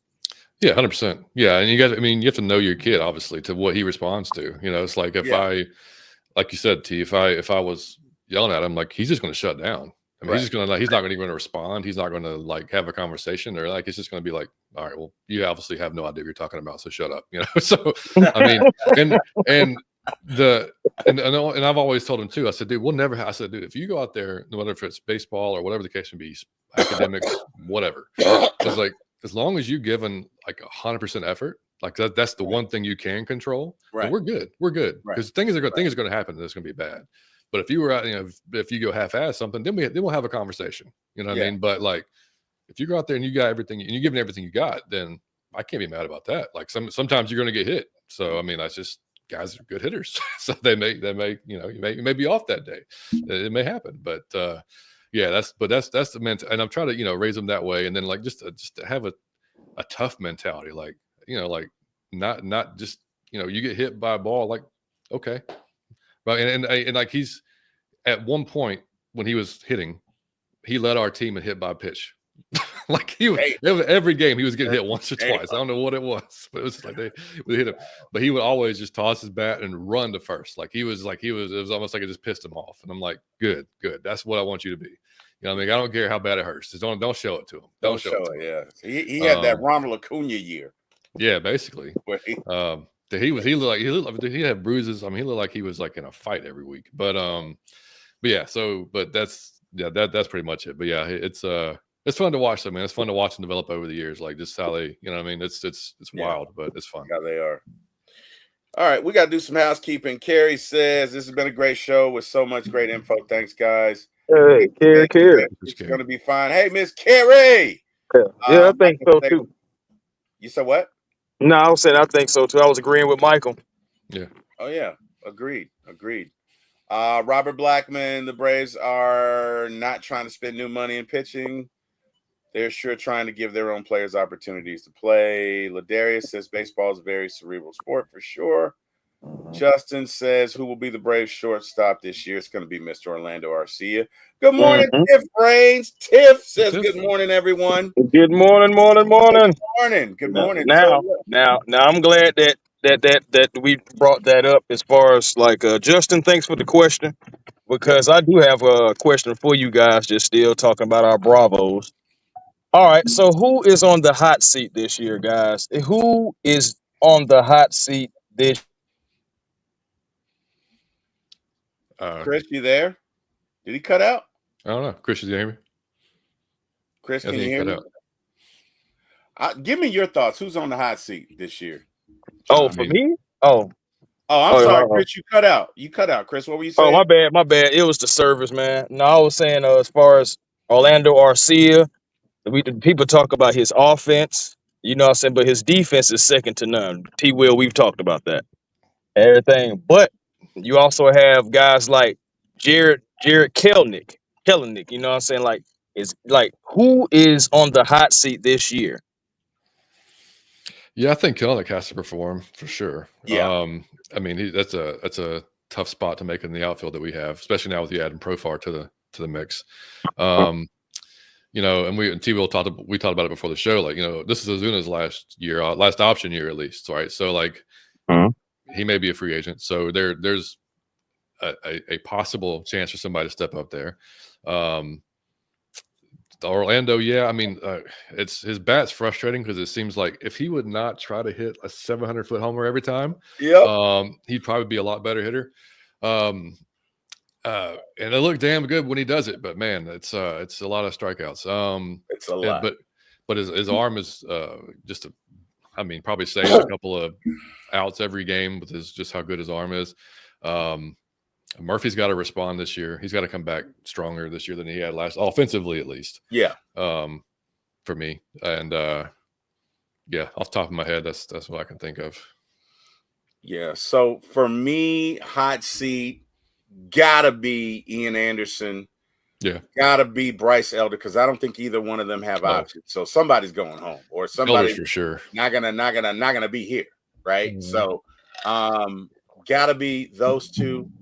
I need to see, as long as Orlando can continue to defend, I don't think we have somebody that's going to dethrone him, because at the end of the day, at shortstop, center, and catcher, the Braves value defense. Mm-hmm. They value defense everywhere, but at those premium positions up the middle, they value defense. So I don't think anybody's going to unseat Mr. Arcia.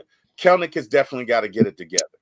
To the extent, because he can be set down, right? So, once Acuna comes back, he could be the odd man out. He could not be. He's a lefty. I think other than, Profar is a switch hitter. So, he could be sitting there. Michael Harris is a lefty. Carrot could definitely be sent down.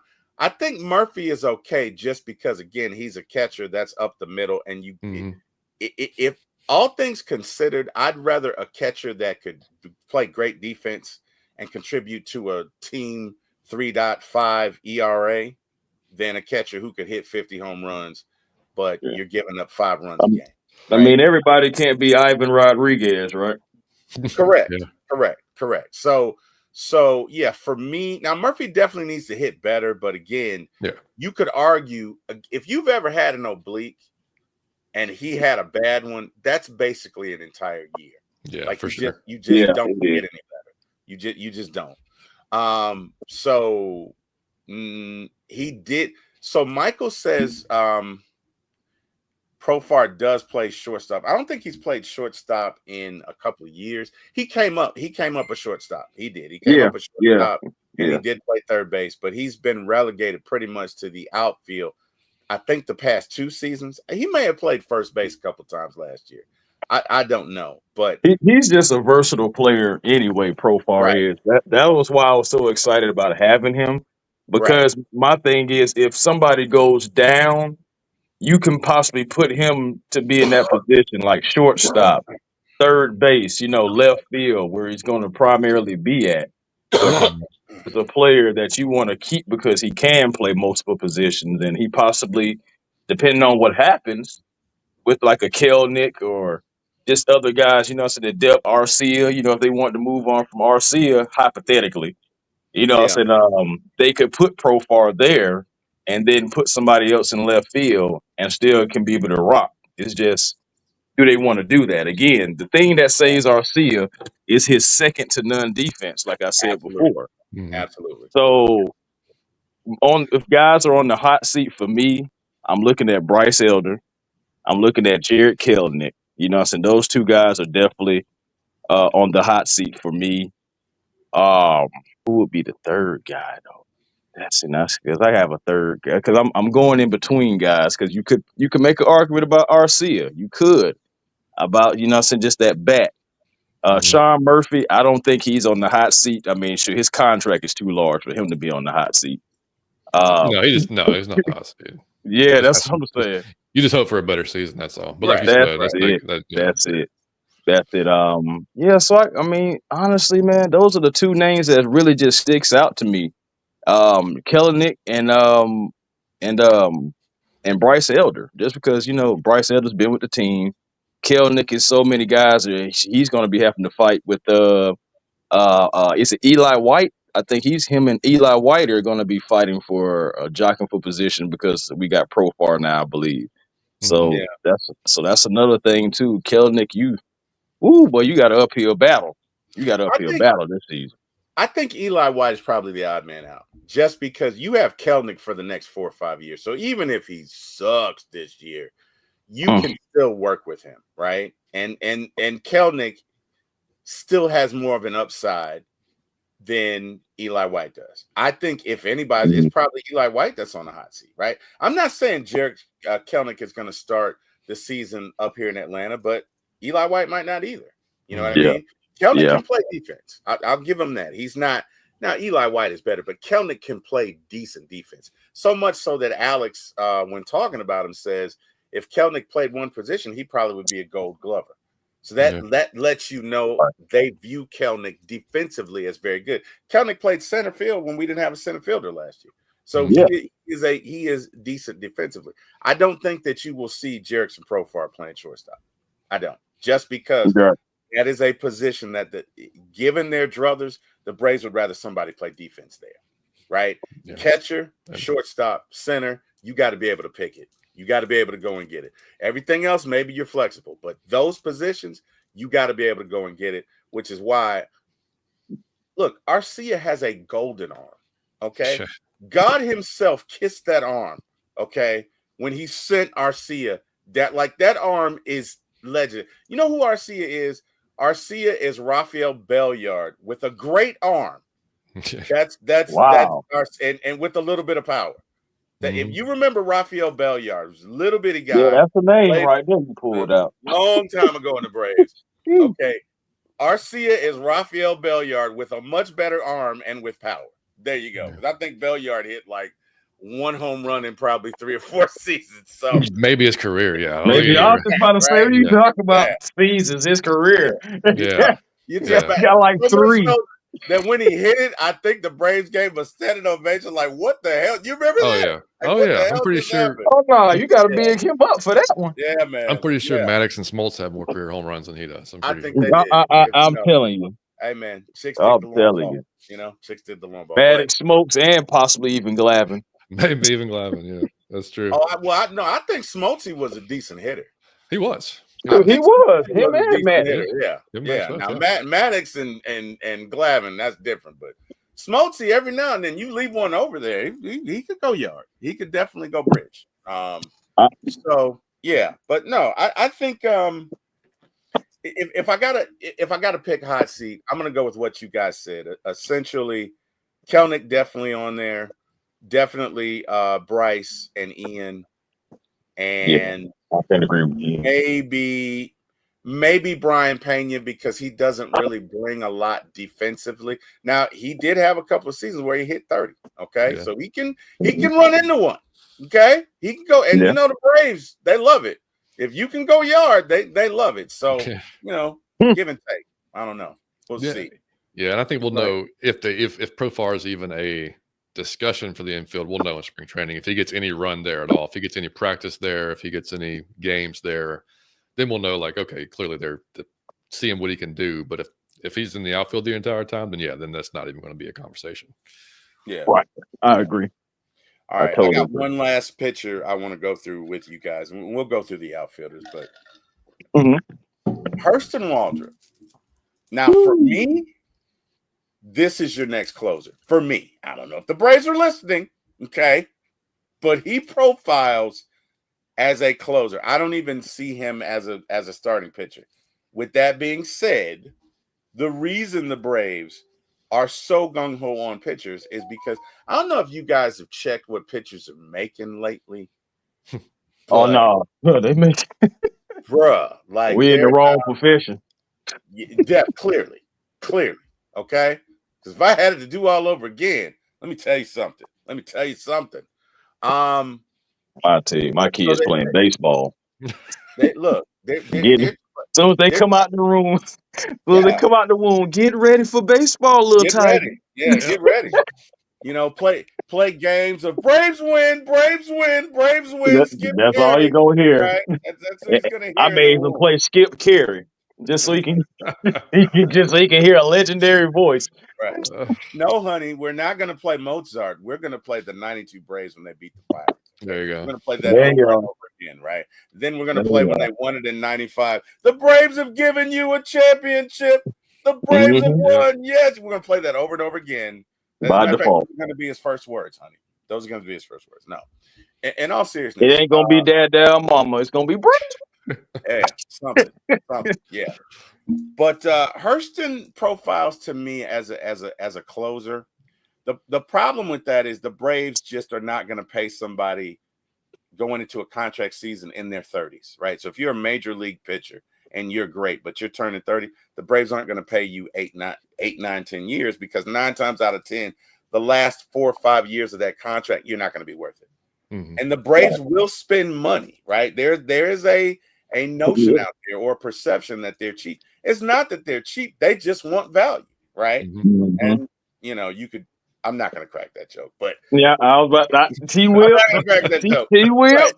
They just want value, right? And I'm gonna leave it there, that they want value. So with that being said, guys, give me your thoughts on Hurston Waldrop. Do you think he starts a couple of games for us this season? Do you think he is toiling the majority of the year in the minors like John? Give me your thoughts on that. Yeah, I mean, his stuff is ridiculous. So like he's got, if he has that in him to be a closer, yeah, I think he could do that. I think he did a little bit of everything at Florida. I think he definitely started. But yeah, I just knowing the depth of our pitching rotation, yeah, I could see him coming up and starting a game or two. Give him a run, because hell, he could catch lightning in a bottle, just kind of like some of our younger guys have in the previous years, and he'd be that guy. But I wouldn't be surprised either way. I can see him spending an entire year in AAA. In fact, I mean, that may be the best case scenario. that may mean that we're really healthy in our club. Good point. You have a good point.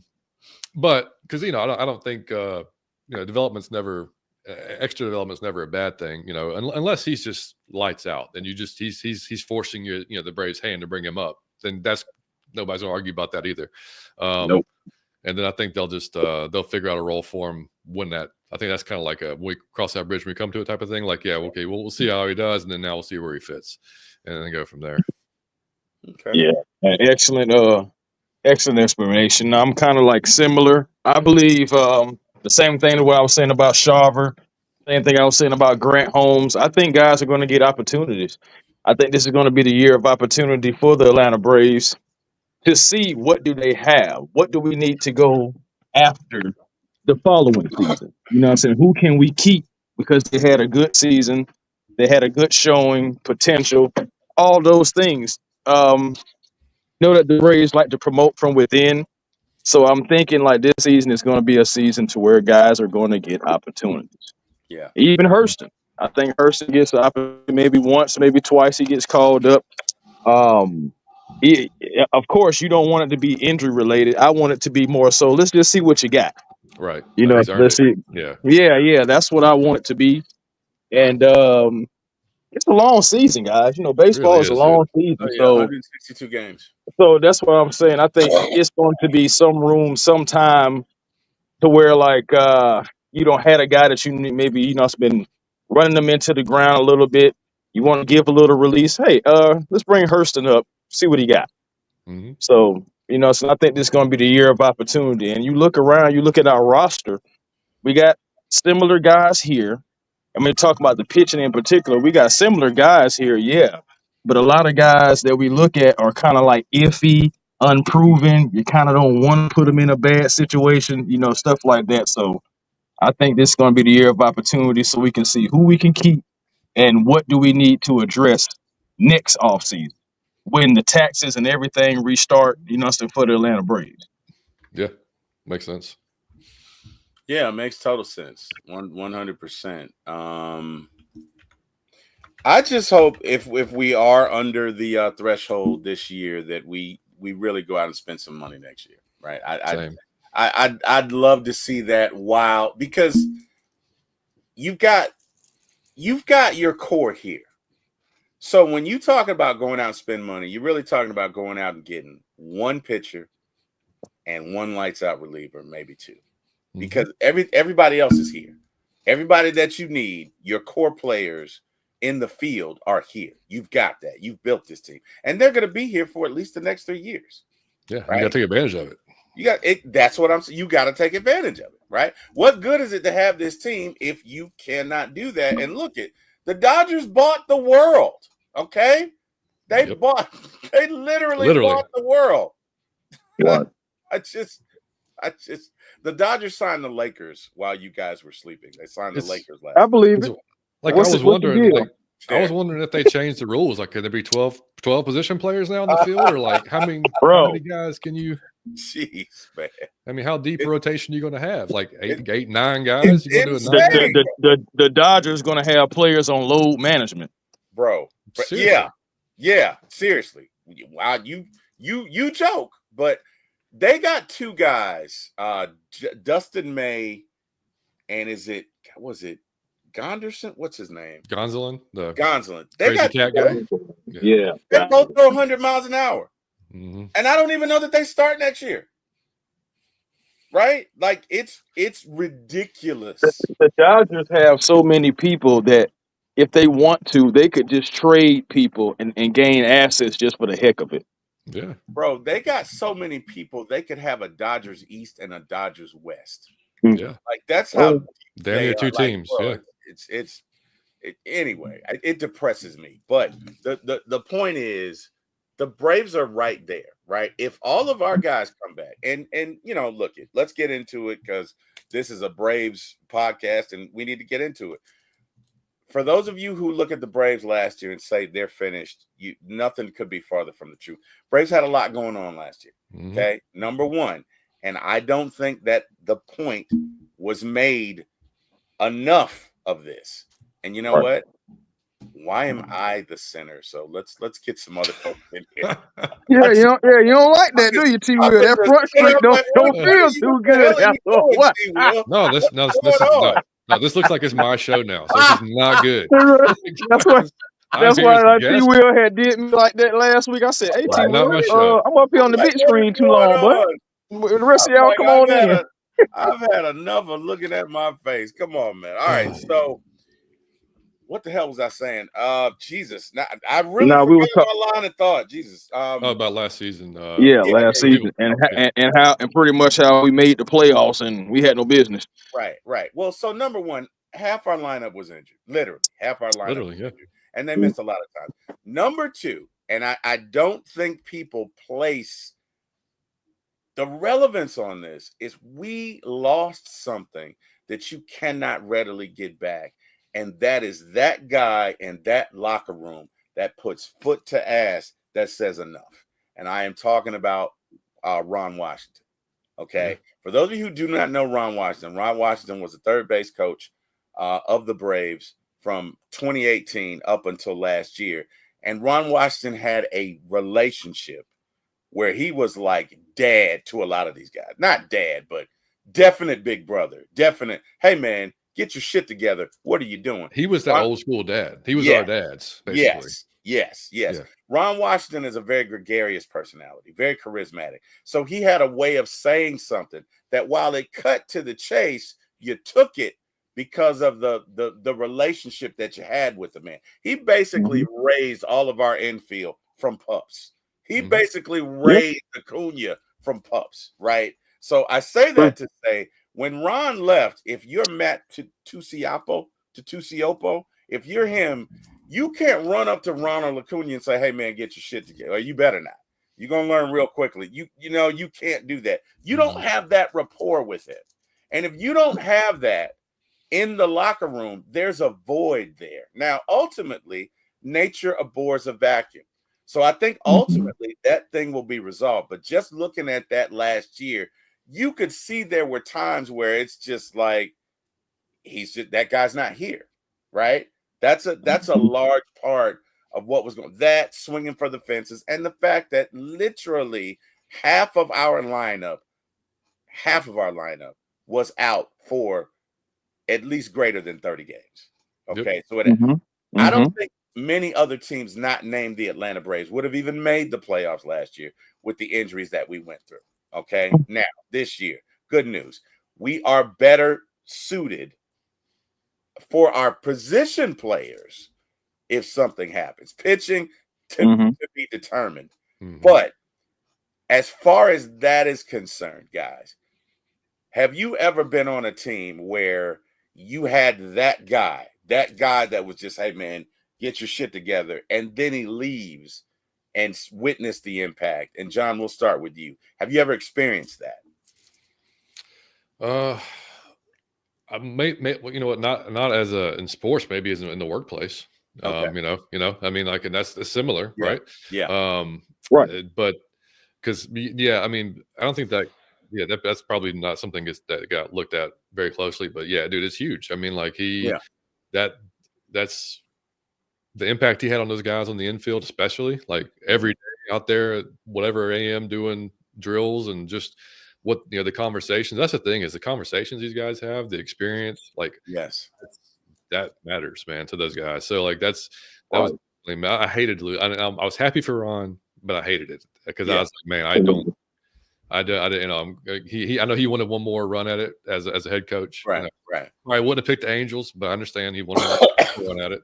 But yeah, I mean, that's hard to replace, man. It's just tough. I mean, I think Tuiasosopo did a fine job. Yes, he could. Right. Best he could. It's tough. It's tough to step in and replace that dude. And like you said, the injuries we went through. People, it's easy to say next man up. Man, there's a reason those guys are starters. Yeah. Amen. Hello. Amen.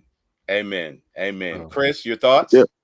Yeah, man. I had something like that happen back when I was in grade school. I know it was like real young, but we still had like basketball teams and stuff like that there. And there was a coach that in the middle of the season, he transferred to another school, another state, and everything like that. And let's just say in the beginning, we had more wins than losses. And after that, we had nothing but losses. Because it was a different voice. And also, I want to mention Eric Young as well too, Yes. who's Yes. also another voice. Big time. Who's also another voice who went along with Ron Washington. Like you said, Ron and Eric could both come up to a player and say, "Hey, man, get your stuff together. Get it together." What's going on? Right. And they had that rapport and everything. And it's like, you know, you want to have that similar rapport, but you know, you're coming in, you're trying to fill a void. And he did the best thing that he could. Again, we still got to the playoff. We lost our MVP.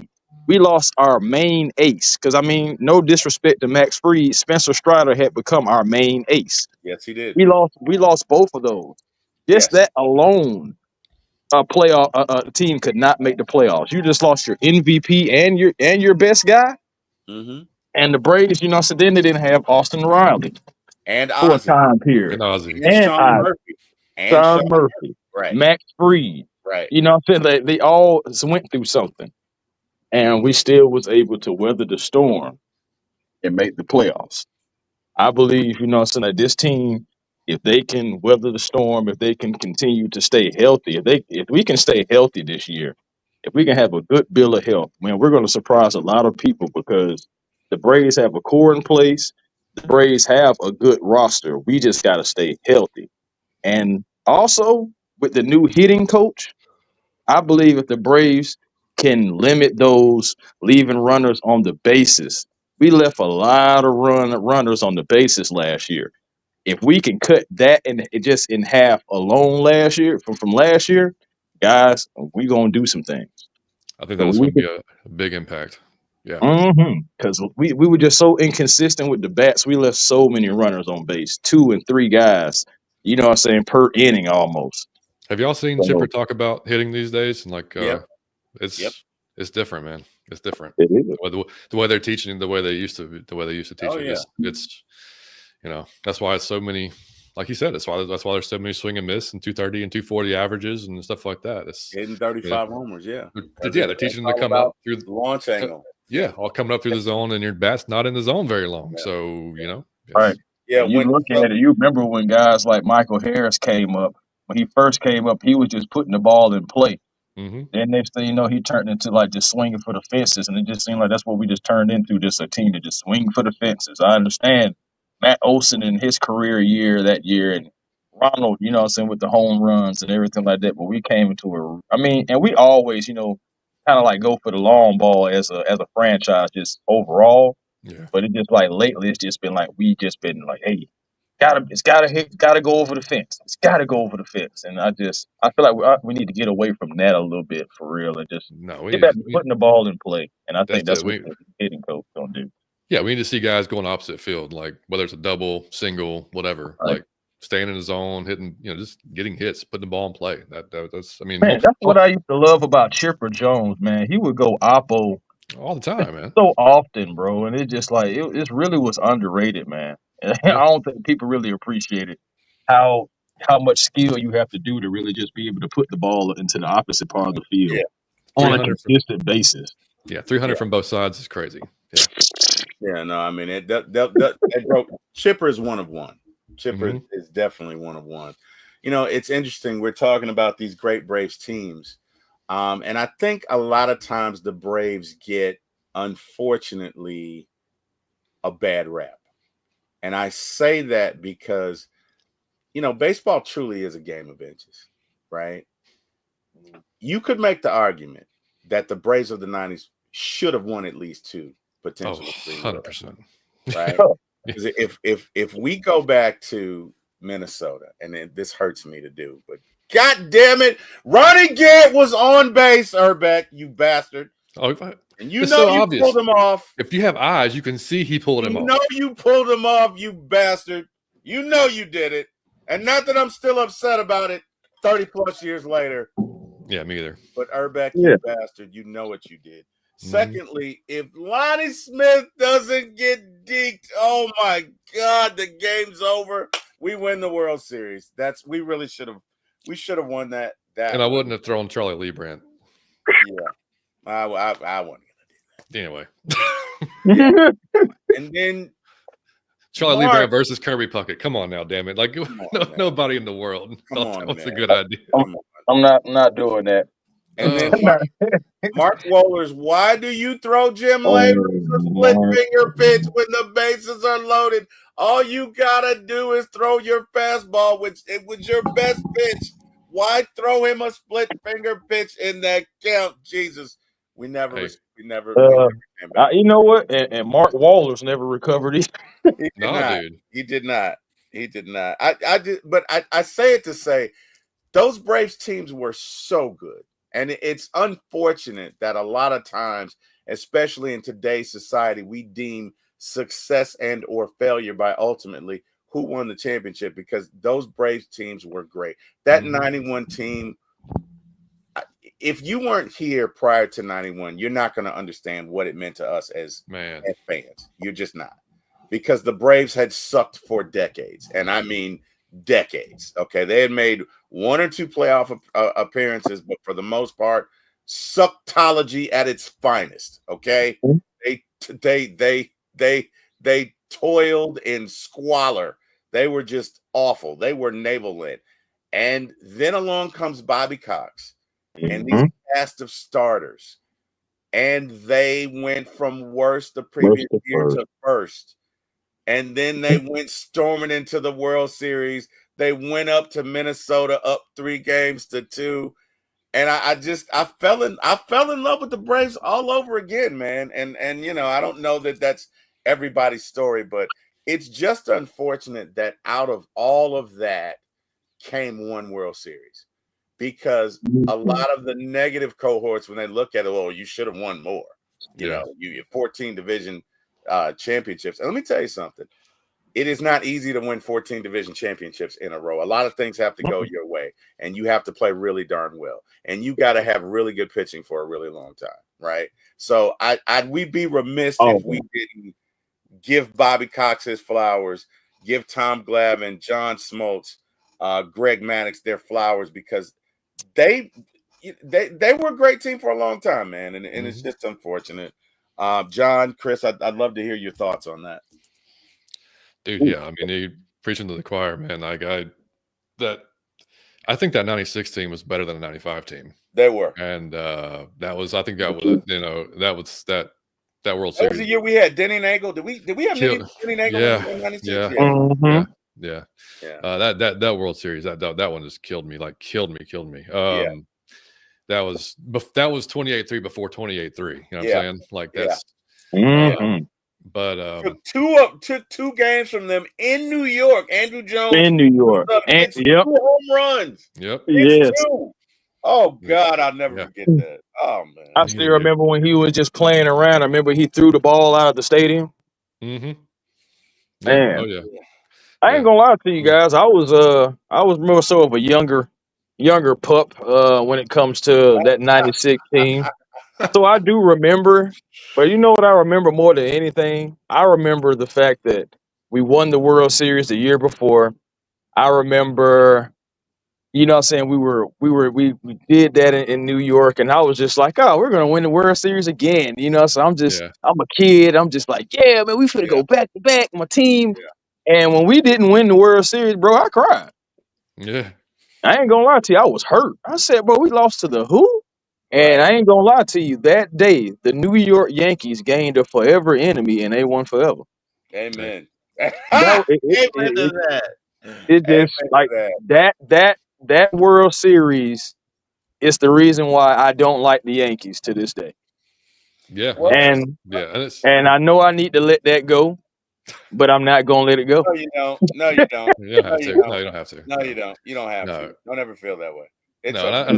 I think a lot of the fandom, especially the young people that are the young folks that, or even they grew up during that 14-year run, kind of just got used to it. It's like, this is we're just gonna it's like no, this is not normal. Like this doesn't just happen. Correct. Like this is, like you said, so many the pitchers have to stay healthy, and those 3 guys that you mentioned stayed healthy for the majority of that time. You know what I mean? So it's like, You don't see that today either. Like you don't see those and kept their stuff. Like they didn't lose anything. We had a legitimate. People say it, and sometimes, and it's not really true. We had a legitimate 3 number ones, you know, that were on any staff, you know. Right. So it's like you just kind of get used to that. And it's like, and then the early 2000s when we kind of fell off, it was like some folks, just jump ship, or whatever. I'm like, dude, like that's not how this works. Not how this game works. It's ups and downs, it's ebbs and flows, cyclical. Like you got to draft well, you got to develop well. If you don't draft well, you better go out and purchase some guys, right? Like, which is the Yankees have done for years. Like they've never really drafted that great, but they'll go out and buy guys. The same thing with the Dodgers. So I mean, we've always been that draft development type team. That's just been our, even before Liberty Media and before like all that stuff. Like that was just our thing. I mean, now in the mid '90s we would the Fred McGriff trade was massive. Like that was just like, okay, we're really going for this thing when we went after him. And I think that's by the way, underrated as hell. I know he finally made it to the Hall of Fame, but dude, that guy was so underrated. Anyway, Chris. Real quick, I just don't understand how in the world like the man was able to swing the way he was and be so effective. All right, like one arm, like no one like that helicopter swing is just like who else can do that outside of Fred McGriff? Nobody. That's the thing about baseball, right? Because let me tell you something. A left-handed power swing is probably one of the most beautiful things you'll see in the world. Like Ken Griffey's swing is beautiful. I mean, I hear it when I see my entire childhood. You know what I mean? I tell you what, though, man, I really think the Yankees ushered in the end of the starting pitcher era because they were the first teams that began to stack their bullpen or stack their relievers like from the bat going forward. And, with the Yankees, if you didn't have that lead by the 6th, it was over. And that I really feel like that ushered in the era of, okay, well, you don't really have to go 7 or 8 innings anymore. You can go 5 and dive. And then we got this bullpen and we'll get you through to the 9th. And I think ultimately that's because if not for that, if the Braves had adapted to that, they probably could have gone 20 years. You know what I mean? Which is ridiculous as it sounds. At least 16, 17. Yeah. But the Braves, they were so focused on starting pitchers, which you had 3 number ones. But to me, they were a little hesitant in building from the back end. And can you imagine like trying to tell those guys like Maddox would have been like cussing you off the mound, like you're taking me out after 5, like what? 6? Have you seen the scoreboard? Like what? No, get the hell off my mound! Like what's wrong with you? Right. Right. Those older guys, man, they didn't want that was seen as a failure if they didn't go 8, 9 innings, basically. Oh no, there'd be some cussing going on. Oh, they 100%. would not. There'd be some cussing going on. That's insane, man. Well, guys, I tell you what, this has really been fun. We are at the 2-hour mark. John, please, look at anytime you want to come back, man. Please know that let's do it. You are welcome to do it because we love the Braves here. We're willing to talk Braves anytime, Falcons, Hawks, whatever you want to talk. But look, I've probably been watching the Braves for the better part of 48 years, man. So Chris loves the Braves. I love the Braves. I hate Debo couldn't make it, but I think he had Debo loves the Braves. So we talk Braves here. So anytime you want to get your Braves fix in, you are welcome, man. You are welcome. I appreciate that, man. And although it doesn't need to be said, dude, we miss you. We miss you. Oh, yeah. Miss Mike. You and Mike, man. Let me tell you something. You guys have created you've created your own space, man. And I just look it. I told the story. I'll tell it again. I will never forget you guys as long as I live because you guys were there for me at a time where I was at my lowest, right? And to those of you who don't know, my mom passed May 16th of 2024. So the first day I discovered your show, actually. That's a hell of a day to discover it. My God. Yeah, man. Because Jack had been telling me about you guys. He was like, you got to check it. I was like, all right, fine. So I get the news that, my mom probably doesn't have that long. I'm about to play some phone calls and upset some folks. And I'm just, I'm upset about it. And I turn on your show and you're talking about, I swear to God, I will never forget this. I take a swig of some red Faygo pop. I remember it like it was yesterday. This is water, but it'll be my prop. And you say to Mike, what's up with you? Why are you something like that? And Mike says, well, I just had sex and I came on the show and everything in my mouth came out across every window in my car. Like, really, Mike owes me some money. Okay. I'm just saying, like, everywhere, right?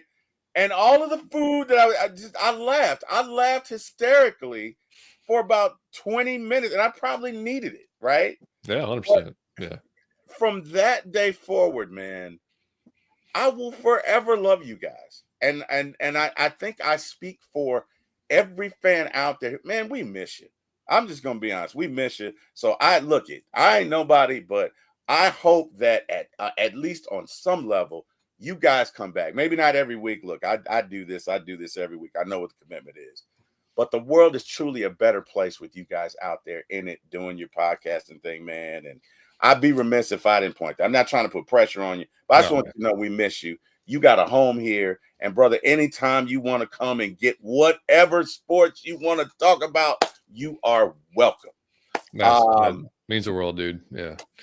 Yeah, that's I mean, we said in our last show, it's like, which, by the way, thank y'all for coming by on our last show. That was amazing. Yeah. That was oh no, it had to. That was insane. That was 4 hours. It was it was insane. I felt like it was the Oscars.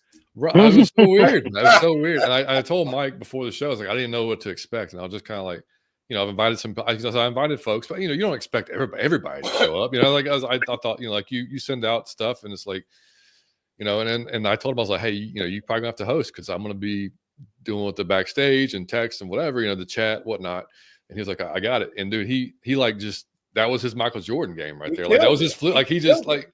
I was like, dude, where has this hosting ability been like the entire time we've done this show that you've made me do it? He said, I always had it. I just been chilling. Johnny Yates, you just do such a great job. That was it. That was it. But man, he like just blacked out and had did an amazing job with everybody. And then, like that's what I said when everybody was gone and we were finishing the show, I was like, all right, I guess I'll talk now. Cause like, I just felt like I hadn't really even said anything. Cause like, he'd just been killing it, and it was, but no, dude, we had such a good time with it. And like I said, the hope is that we are able to come back. Just his schedule is crazy right now. Mine is batshit nuts with the kid right now and just everything going on and work and whatnot. But and to you, dude, I got to give you your props.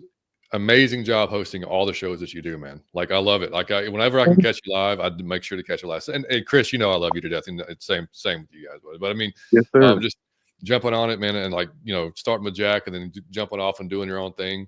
Like it's not easy, man. I know the time it takes to put into it. I know the behind the scenes stuff. I know it's it's not just turn on the camera and start talking. Like it's not that easy. So like that's major props to you, dude. I enjoy watching it. And like I said, I appreciate you inviting me on. And then and yeah, Mike will definitely come on and talk Falcons. He will like nothing else. Like Falcons, strippers, something like that. We anytime Mike wants to come on, I love it, man. Hey, and I want to have you guys on, right? But yeah, for sure. The one thing I will say to you, John, is that your peers will tell you everything, right? Mm-hmm. And I hope that you heard what your peers said because we love you. And I don't say that because I'm trying to gas you up. We really appreciate the content that you brought forth because yeah, it was jokes, but it was a lot of seriousness, but it was the perfect blend. And at the end of the day, man, as podcasters, we're just trying to reach people and make your day better. You know what I mean? Agree with us or not, fine.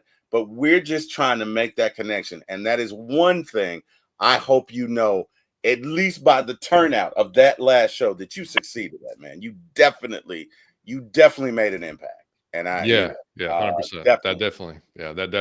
That was. I had no words, man. I still don't. I still had no words after that show. I was just blown away. But but I told Mike, I said, dude, if love and everything was that was over, then that's a success for us, man. Like, cause that's what we wanted. We wanted to have fun with it. And we had no idea where it was going to go when we started, and it just morphed into what you guys saw, So it was just like, man. So yeah, it's just, like I said, it was just bad timing with everything going on in our lives at the moment. So it was just kind of like, man, like, we didn't want to, I said it on the show, but we didn't want to like bring a half-assed product. We didn't want to be coming in like, and just we didn't want to hurt the show just based on Right. us not having enough time to do it. So, Right. but I was told that on the show when you said it too, that show you talked about, like y'all, like I said this on the show, but yeah, Mike was literally putting his shirt on, like as I hit go live. As I hit go live, he's putting on his shirt, like no shit. And I thought he was coming from the gym. I thought something like, you know what I mean, like maybe he just got home from work and he wanted to change. I didn't know, but I was like, he's sweating a little bit. Like, why are you sweating? So like, yeah, it was hilarious. Like Mike is a wild dude, man. That like, bro, one of a kind. One of a kind. Let me tell you something. Of the million things he could have said, I did not, and I'm so glad he said it. I'm gonna tell you too. I swear to God, I laughed for about 20 straight minutes, man. I could not stop laughing. I couldn't. And I think at that moment, I really needed that. Sometimes life is so heavy. You just need a win. You just need something. That's it, and that was it for me, man. And like I say, bro, anytime you want to talk Braves, it don't matter what day it is, bro. I will get the crew together. We'll do it. It does not matter. I'm really looking forward to this season, guys. Maybe in the next couple of weeks before spring training ends, we can get together and maybe have our predictions, where we ultimately think the Braves are going to go or what they're going to do. We still got some moves that we can make, so we'll see. Yeah. But hey, to everyone in the chat, thank you for joining us. I gotta say, shout out to Millie, man. Millie, what's up, buddy? I know you came through there. Millie, what's up, man? How goes it? Yeah. So again, shout out to everybody in the chat. John, I mean, I know you still don't regularly podcast, but you want to tell these folks where they can find you still? Yeah, man. I mean, y'all still welcome to subscribe, to Out of Your Falcon Mind. Like I said, we left it open for a reason. So like hopefully we'll be able a chance to come back. So, if you're already subscribed, then don't leave, don't run away. Because we're still we're broadcasting this through the channel. So anytime I come back on with TWill, we're gonna do the same thing. So if y'all are watching it from our channel, make sure y'all go to 4MyATLSports and subscribe to TWill, subscribe to A1. Fantastic content, Falcons, Hawks, anything Atlanta, man. Yeah, they cover it. So make sure y'all have they got you covered for a while. But you can still, I'm not as active on the Twitter account, but I still got it for to interact when everything's happens. Out of Your Falcon Mind still there. And then if you want to follow Mike does our Instagram and TikTok, and a lot of times our TikTok has nothing to do with the Falcons, but it's just Mike being a dumbass, which is hilarious. So y'all can go follow him doing that. Check it out. Yeah. So follow Out of Your Falcon Mind on TikTok, and then I started basically because I told you too, like all my whole background is exercise science, right? So I kind of and Mike's been after me for years to just basically do like a dedicated fitness kind of like account essentially. So so I was like, fine. So I finally did it. So like on TikTok and Instagram, it's Whiskey Fit Life, right? So it's just that Fit Life. Yep. So if you want to follow me there, man, it's just I'm trying to do like I want to do daily. I said that, and then I got the flu, and then that didn't happen, and now but I'm better now. So like trying to give just good, just everyday fitness advice or health, wellness, you name it type of thing. There'll be some random other stuff in there too, music probably involved in it. But yeah, you're welcome to follow me there if you want to keep up with things there too. So and TWill, and thank y'all for having me. And I will definitely be back, man. I appreciate that. That was for sure. Look, I'm just excited that we could make it happen because we have been talking about doing it for so long, man. So you don't have to thank me. I thank you because this has been a treat. I've enjoyed it. And hey, man, like I say, one for the books, and the only way we can top it is to just come back and do it again. So we got to do that. That's it. That's it. Yeah, A1, tell these folks where they can find you. Yeah, right. Like they don't know. Tell these folks where they can find you, A1. Hey, man, A1 4MyATLSports, Sports, come on over. That's the platform on YouTube. Come on over, have a sports conversation. Braves, Hawks, Falcons. Still growing that channel, even though I'm doing other things behind the scenes and in front of the camera on other platforms and everything. Because you can also catch me at the Hawks Digest as well. Just type it in on YouTube, man. It's a platform just dedicated solely to the Atlanta Hawks. Me and Walter Pollard, we're over there growing that channel right now, getting close to 1,000 subs, man. So yeah, man. So grateful for that. Shoot, man, what else? Just got a few things working on in the background as well. I know me and Smitty plan on doing some more shows. It's just it's just how it is when you get busy, man, and you're just doing different things. It just get hard, Then you still got to work. Yeah, yeah. Then there's that, So. Yeah, there's that. So it's just like working on trying to get what I'm saying, bills to be paid by sports. What I'm saying, but that's always a process, and of course, other people got to say yes, and to the other ideas and everything. But yeah, definitely working in the background on some more things. And what I'm saying, I would say TikTok. Well, I mean, my TikTok is still active, even though I don't have TikTok right now. Yeah, I was one of them people that deleted TikTok a long time ago and all that stuff like that. Even though I knew better, I just did it anyway. So I guess when the new TikTok, if there ever comes out or something like that, I guess I'll be able to start posting again on there then. But that's the real excuse me, not, that's the real A1 forever on TikTok. It's also A1 Forever on Twitter and Instagram, man. I say come on over, like, comment, subscribe. It's content everywhere that I got. So just, to come be a part of it. Amen. Yep. Amen. Well, I'm sorry that happened with your TikTok, man. That's Hey man, it's all good. It's all good, man. I'm not tripping. At the end of the day, what I'm saying, I might have lost my TikTok, but hey, I was able to do a Brave show with TWill and John from Out of Your Falcon Mind, so I'll take that as a nice constellation. Hey man. Plus you can still log into your TikTok on your computer, and hey man, you out here doing big things anyway. Congratulations. Yeah. I tried, man. They won't let me post though. I can't post on my phone and I can't post on your computer. Nah, man, they won't let me do nothing. That's weird. Okay, Yeah. all right. They Yeah, won't let me do nothing. So I'm just like, whatever. It is what it is, man. But like again, man, thank you guys. It's, I'm saying, great show. Definitely got to get some more in, man. Definitely got to get some more in. It's gonna be a long season, boys, as far as the Braves. So we got plenty of time. Plenty of games now. Got some time, man. Definitely got to do that. Definitely got to check that out. Hey, to everybody who joined us in this chat, thank you so much. Look, we do this because we obviously love the Braves, Falcons, and Hawks, but we also do this because we obviously love you, because we couldn't do it without you, right? If nobody showed up, what's the point of doing it? So you could have been anywhere in the world. You chose to spend this morning with us. From the bottom of our hearts, we want to thank you, appreciate you. And hey, just look forward to doing more shows with you guys. And thank you so much to everyone in the chat. John and Chris, thank you guys. I appreciate it. As always, yeah, it is work, but I just feel like there's nothing I'd rather talk about than my Braves, Hawks, and Falcons. I just think it's crazy that we get to sit up here, get in front of these cameras, and just talk about our favorite teams. Like, that's crazy. I do. Well, isn't it cool too? Like the community that you create once you get into it. Like that's the one thing that we never expected. Like creating all the relationships and everything. Like that was like the coolest unexpected consequence of doing a show without because none of us would ever met. Right. It's the best in the world. You know what I mean? Because again, you walk away. I know I walk away feeling enriched because I learn stuff from you guys every day. Like every podcast I go on with everybody that I podcast, I like to learn. I like to learn something. It could be the tiniest little thing. I'm a nerd that way. My wife says I'm a nerd. Anyway, whatever. But I learned something from you guys. I learned something from you today about preparations. I just learned, right? So to me, look, life is about growth, man.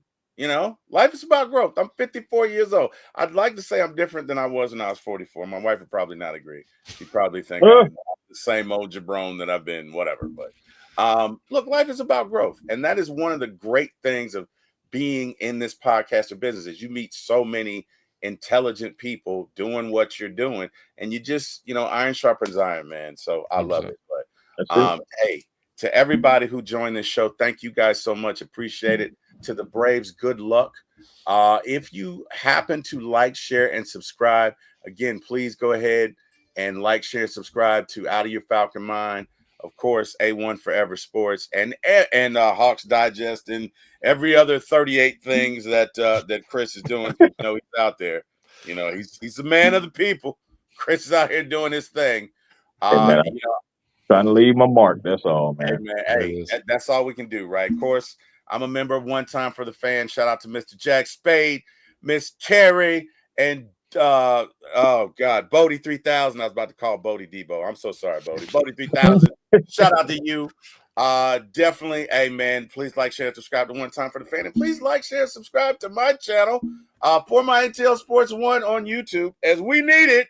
And so, you know, put us in the algorithm so we can continue to bring you hopefully great programming. Hopefully it was at least good. Look, we tried. We do the best we can every day. And you know, we'd like to continue to do that. So again, thank you guys. Thank you to my brother Eric Parker and Jack Spade for giving me my start in this business. You guys have an amazing day. Go Braves, go Falcons, go Hawks. John, Chris, I will see you guys. Thanks, everybody. Goodbye. Peace. Yes, sir.